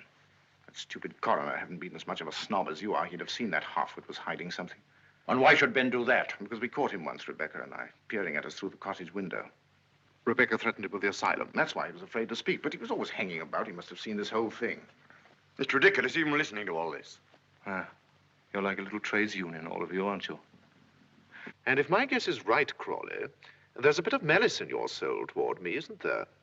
Crawley didn't have much success with Rebecca. But he ought to have more luck this time. And the bride will be grateful for your fraternal arm, Crawley, in a week or so. Every time she faints, in fact. De Winter! Maxim, please. That temper of yours will do you in yet, Max. Oh, excuse me, gentlemen. Now, is there anything else? Yes. You might bring Mr. De Winter a sedative. No, nothing at all. Just leave us. Very good. Now, Fabel, let's get this business over. As you seem to have worked out the whole thing so carefully, perhaps you can provide us also with a motive. I knew you were going to bring that up, Colonel. I've read enough detective stories to know that there must always be a motive. And if you'll all excuse me a moment, I'll supply that, too. I wish you'd go home. You ought not to be here through all this. Please let me stay, Maxim. Surely, Colonel Julian, you're not going to allow this fellow to... My opinion of Fabel is no higher than yours, Crawley. But in my official capacity, I have no alternative but to pursue his accusation. I entirely agree with you, Colonel. In a matter so serious as this, we must make sure of every point, explore every avenue. And, in fact, if I may coin a phrase, leave no stone unturned. Here she is, the missing link, the witness who will help supply the motive.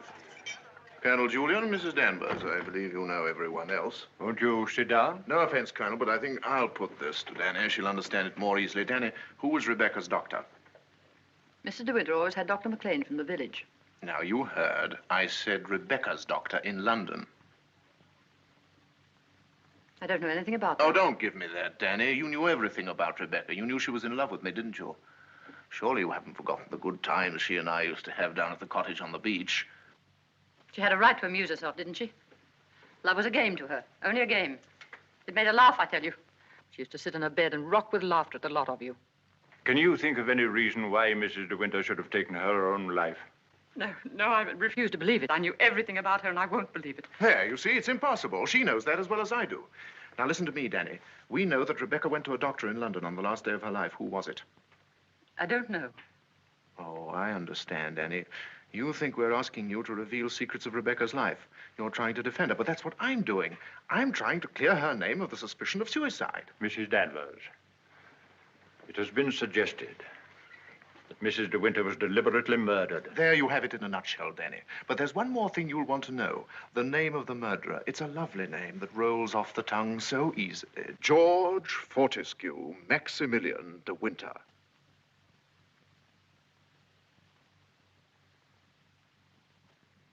He was a doctor. Mrs. De Winter sometimes went to him privately. She used to go to him even before she was married. We don't want reminiscences, Danny. What was his name?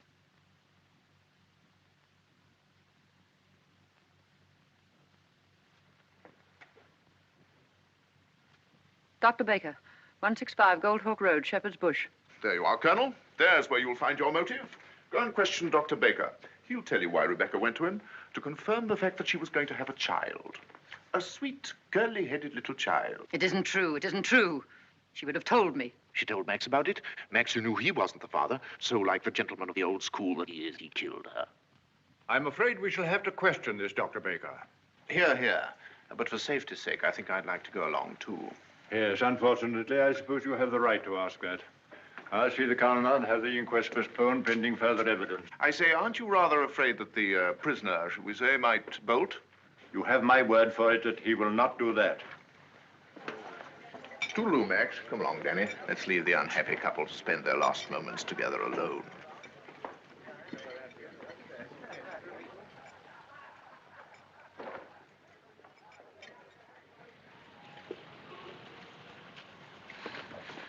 Are you sure you don't want me to go with you, Max? No, darling, it'll be very tiring for you. I'll be back the very first thing in the morning, and I won't even stop to sleep. I'll be waiting for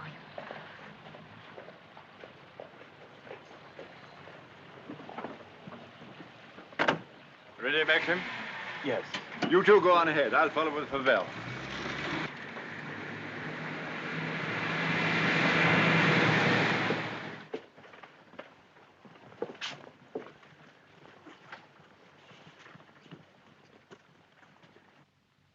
Dr. Baker, you may have seen Mr. De Winter's name in the papers recently.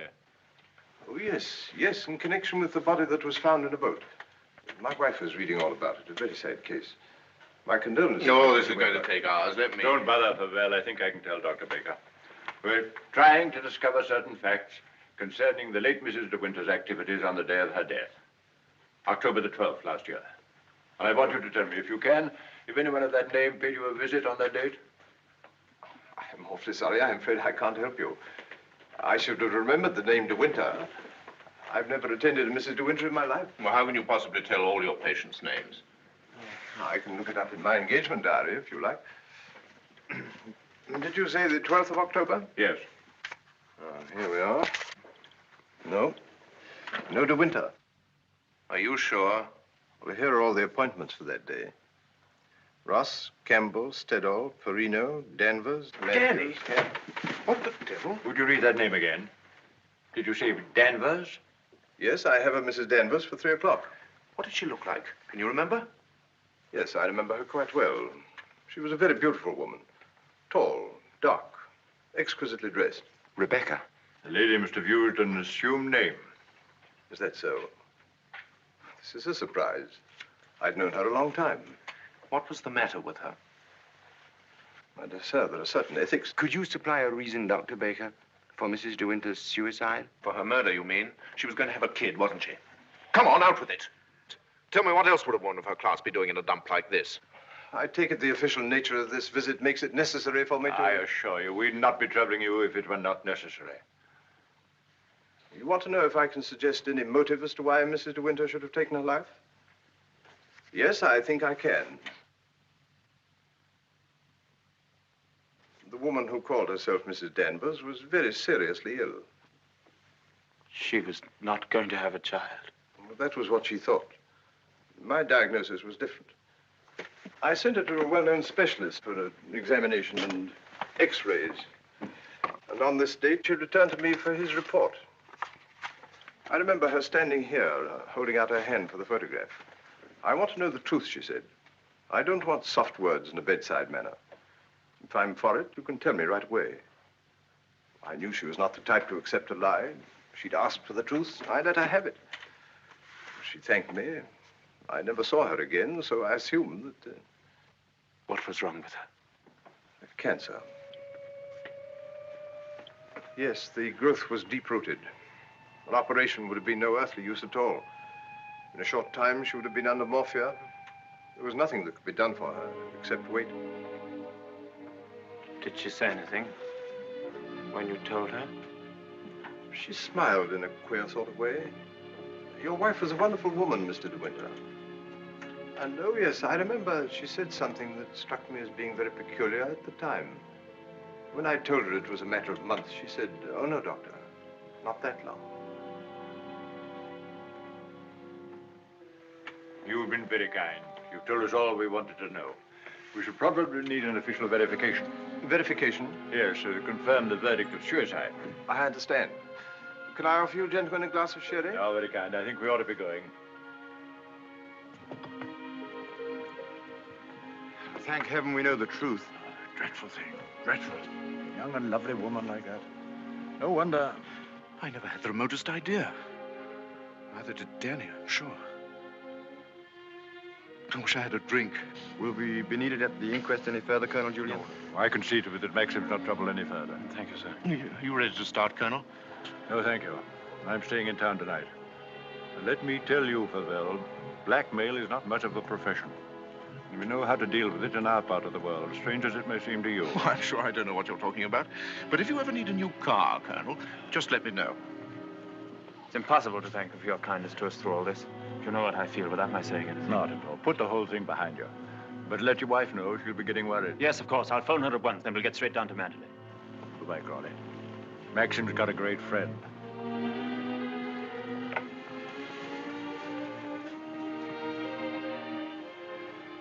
Frank. Yes, Maxim?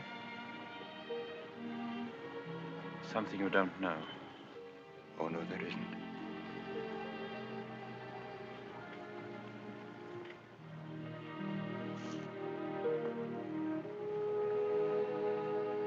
I didn't kill her, Frank. But I know now that when she told me about the child, she wanted me to kill her. She lied on purpose. She foresaw the whole thing. That's why she stood there laughing when she... Don't think about it anymore. Thank you, Frank. How, Danny? I just wanted to tell you the news. Rebecca held out on both of us. She had cancer. Yes, suicide. And now Max and that dear little bride of his will be able to stay on at Mandalay and live happily ever after. Bye-bye, Danny. This your car, sir? Yes? Will you be going soon? This isn't a parking place, you know. Oh, isn't it? Well, people are entitled to leave their cars outside if they want to. It's a pity some of you fellows haven't anything better to do. When you phoned, did she say she'd wait up? I asked her to go to bed, but she wouldn't hear of it. I wish I could get some more speed out of this thing. Is something worrying you, Maxim? I can't get over the feeling something's wrong.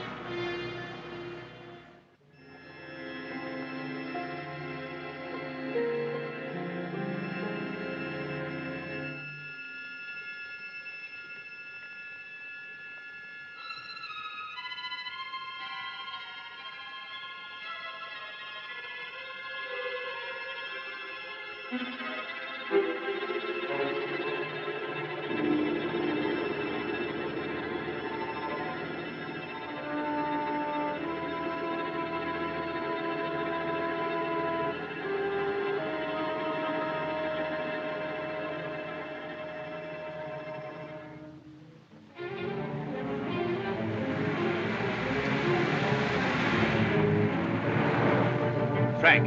What's the matter? Why did we stop? What's the time? Oh, this clock's wrong. It must be 3 or 4. Why? That can't be the dawn breaking over there. It's in the winter that you see the northern lights, isn't it? That's not the northern lights. That's Mandalay.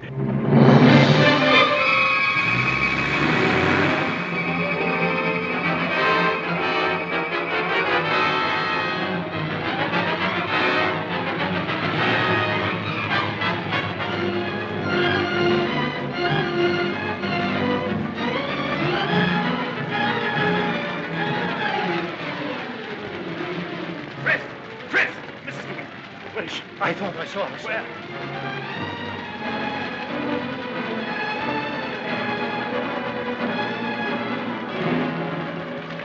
Maxie! Thank heaven you've come back to me. Are you all right, darling? Oh, yes. Are you all right? Mrs. Danvers.